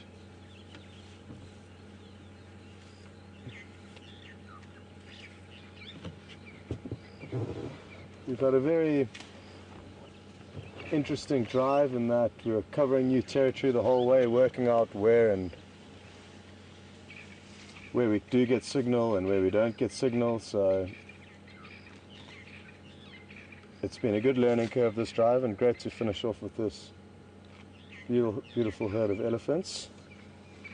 Very envious of what you guys got to see with Mark, but happy for you at the same time. Also great that Mark started off with a bang. We both were out searching for leopards to try and hold HT on their last few drives, so I'm happy that we've got to show you guys one eventually. It was, excuse me, abnormally long time not seeing a leopard, so glad we've broken that mold.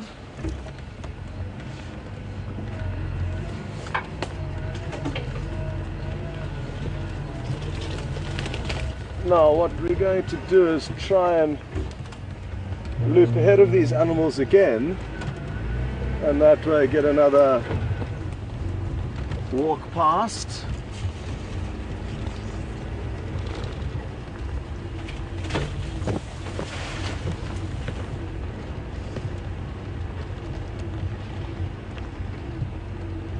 A bit of a lottery choosing where you position yourself ahead of the animals, because obviously they could veer off in any direction they please, but it appears that we may be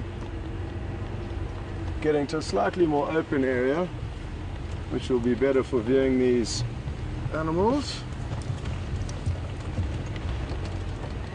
And the further ahead you get, the more inclined they are to move closer past you, because you've been switched off for a while. They've got time to establish that. Going to cause any harm. Got time to sniff you, just like that individual's doing now.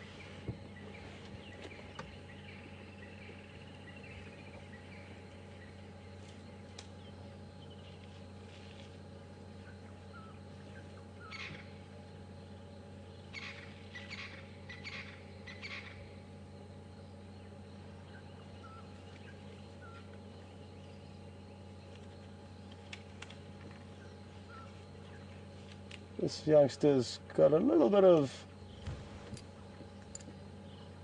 secretion from their temporal glands, which indicates emotion, whether it's stress or happiness, it's hard for us to tell, but that small little trickle of liquid that you could see on the side of his head is an indicator to us that they have had some emotional feelings of some sort. It can also be an indicator when the big bulls are in must, or if a cow is coming into season. Here's the rest of the herd we've caught up with now, feeding across the road.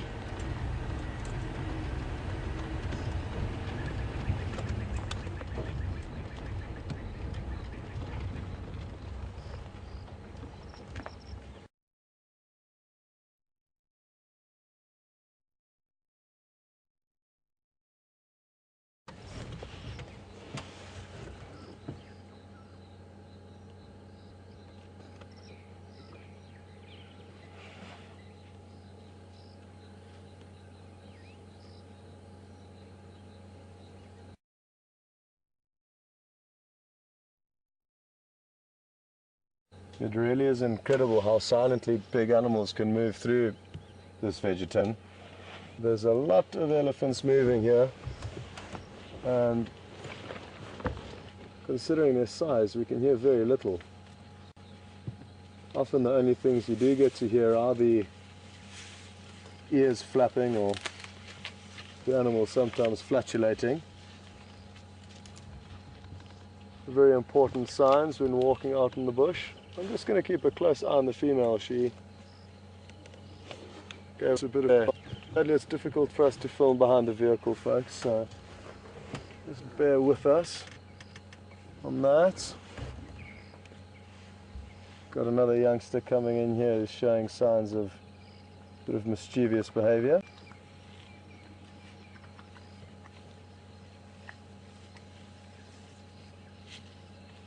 And it would have been difficult, but you may have heard that small bubbling sound. That was the flatulation that I was speaking of. I've often been walking out in the bush, and the only thing you hear is the elephant's flatulation that lets you know that it's there.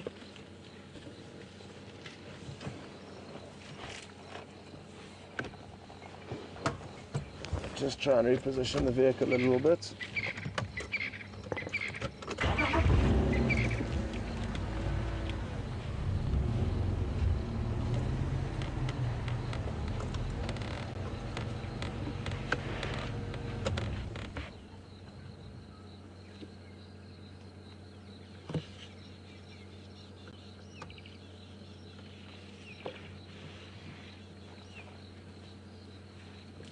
Again, you can see that temporal gland leaking some liquid on this female. She's also getting a bit tearful from her eyes, it appears, so who knows why they're all in this heightened state of emotion.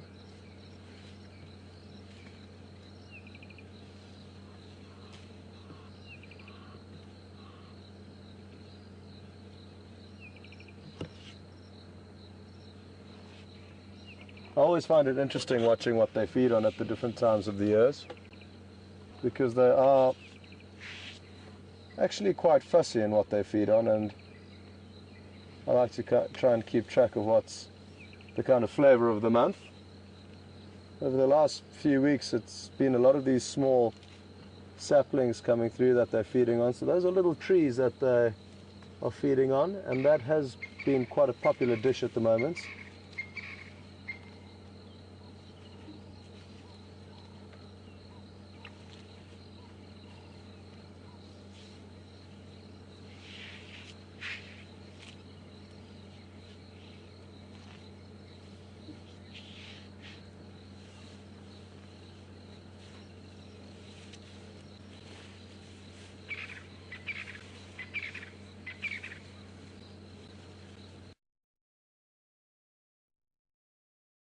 Beautiful.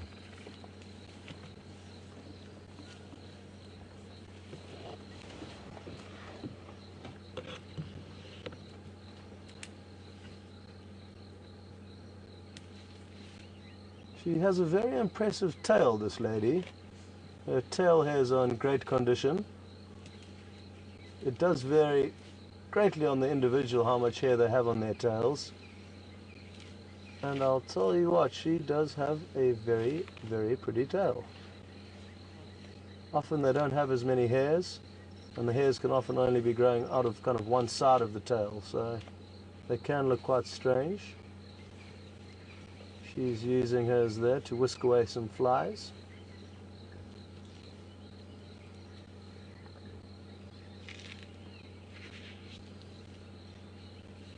Incredible to hear how dry their skin is when she scratched her ankle there. There you go, like sandpaper rubbing on sandpaper.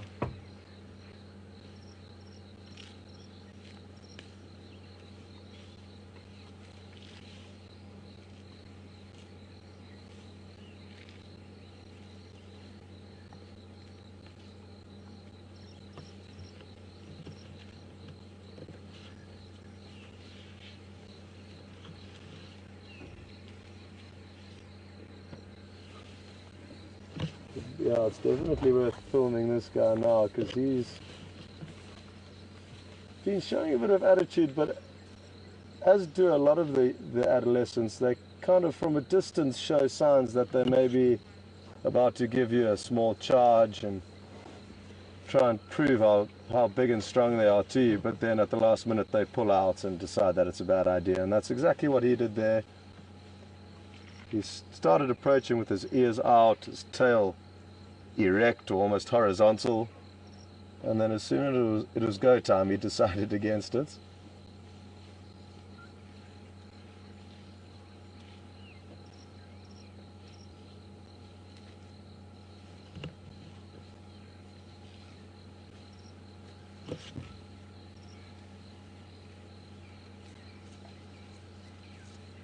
It's a beautiful, calm evening here in the Sabi Sands. The birds are hardly even calling, the temperature's nice and cool. It is certainly a very peaceful evening out here, and it's, like I said, the first afternoon drive for myself and Mark, so I'm loving every second of it. It's a different ball game to the morning, in that in the morning the day kind of heats up and your closing time is due to the heat, and in the evening your closing time is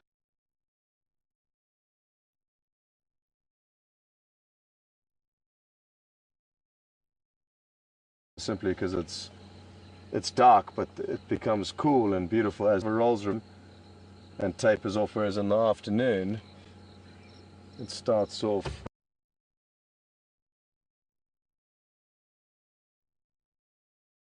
a bit hot and slow and then turns into these beautiful cool evenings. we're going to carry on, see what the rest of the herd is up to.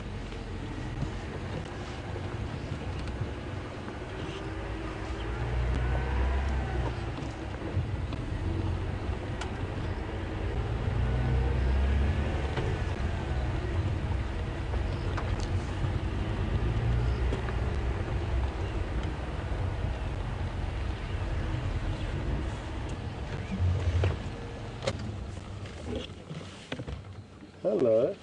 Hello, boy.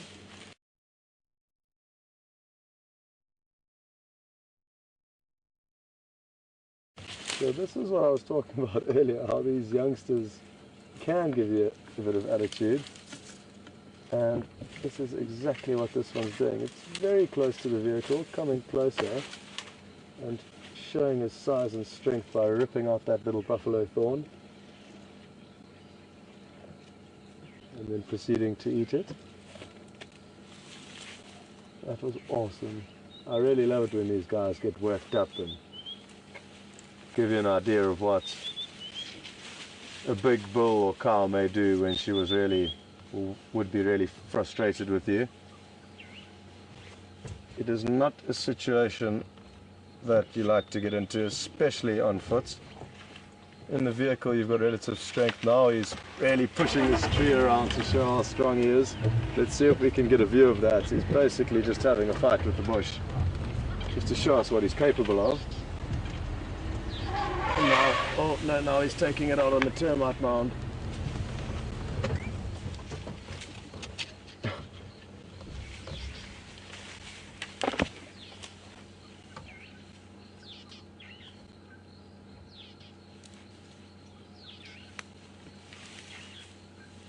Wonderful.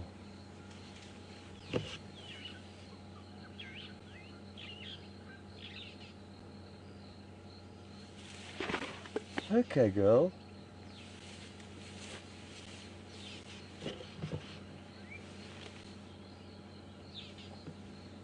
And this is just playful games.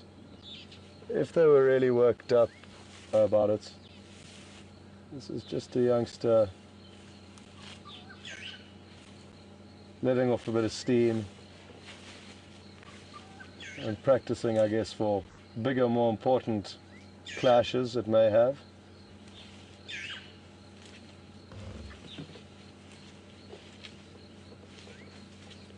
It came charging up and knocked over this termite mound, which I hope it doesn't do again, because, oh, the termite building that, but everything happens for a reason out here. You can actually all see the termites already that have been... Can we see them? No, I thought I'd seen them.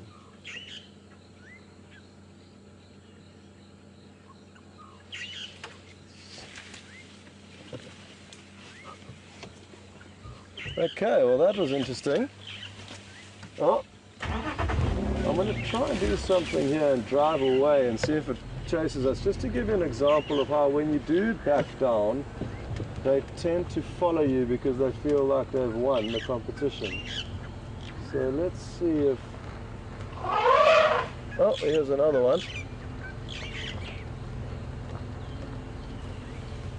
But it is an interesting thing when you back down. You see, it is following us now because it thinks that it's chased us away. Okay, sorry folks, we typically don't film behind us, but I'll show you that it happened to show you. I don't want to get them too worked up, but great to see them when they do get a little bit boisterous and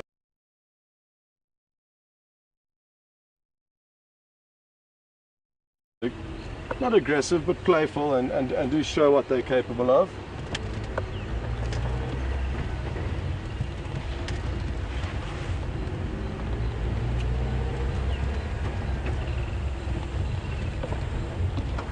Now I know you guys have already seen a leopard, but sadly for us in this vehicle, we haven't.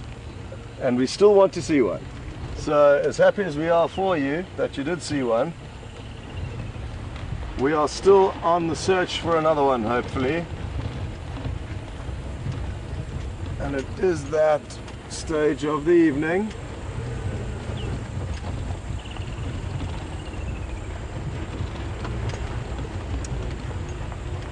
Did you copy that, Jason? Cool.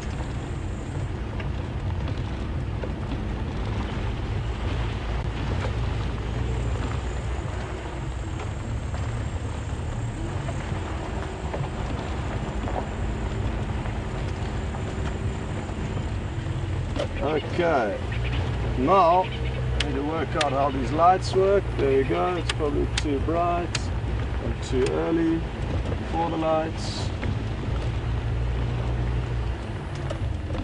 Okay, there we go.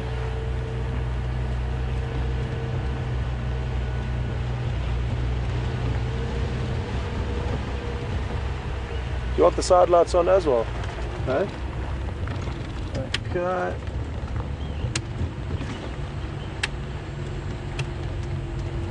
There we go.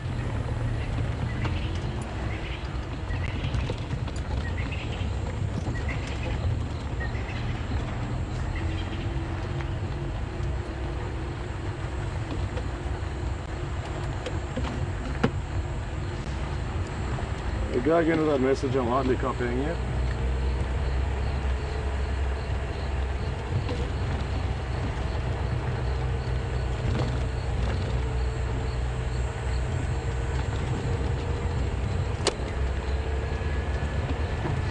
Okay, well, we have just moved out of the Arathusa property that we traversed, and now we're on the cut line between Arathusa and Djuma, so we're going to be heading back onto some more familiar territory now.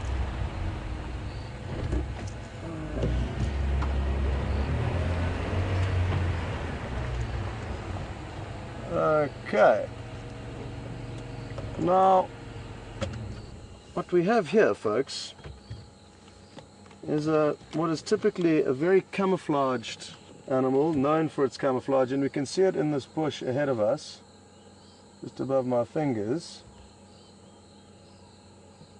And what I'm going to do is try and get a bit closer, but that is a evolution of a flap-necked chameleon.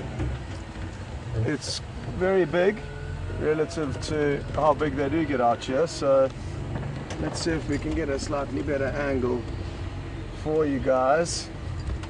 It's fast asleep, so we don't want to bother it too much.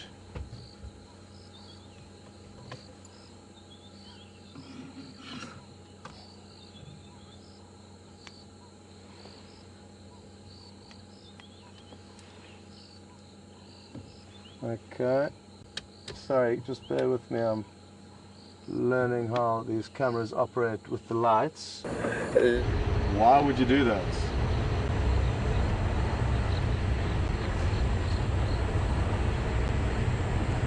So folks, I was only kidding when I said goodbye earlier. Welcome back. We're just on the main access road back into towards Djuma, so it's a road we drive every morning and every evening. But what I can assure you is that all the times we've driven this road, it's always been different. Yesterday morning I spent some time working this area in the hope of finding a leopard, and had kind of stopped driving at around 8:30. The rain came in yesterday morning, so went back to camp, had some breakfast, and I had a little snooze. And then when Peter and HT headed back out on this road, they found fresh leopard tracks right here, just ahead of us, right on top of my vehicle tracks. So it just to shine and subsequent, and still came up with nothing. So that's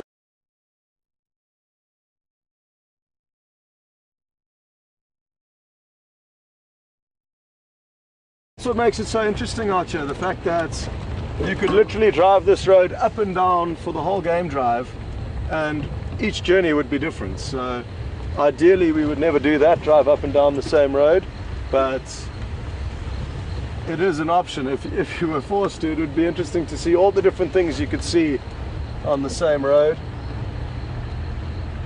Ideally now what would is that leopard would pop out and It's scent marked actually. I'll show you exactly where he moved.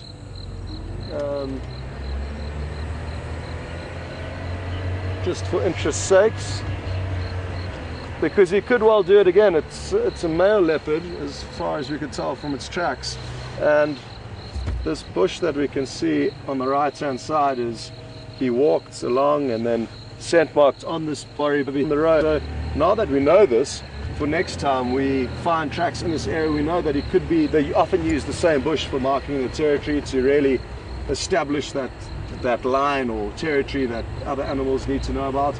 And then from that bush behind us, he came to this bush on our left hand side over here and scent marked over here. So we've got a good idea of what they do.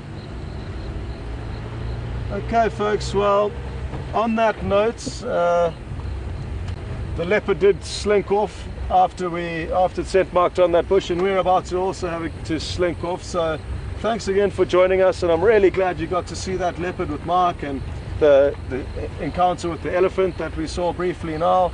So I really enjoyed this first afternoon drive and look forward to sharing many more with you. Until next time, all the best.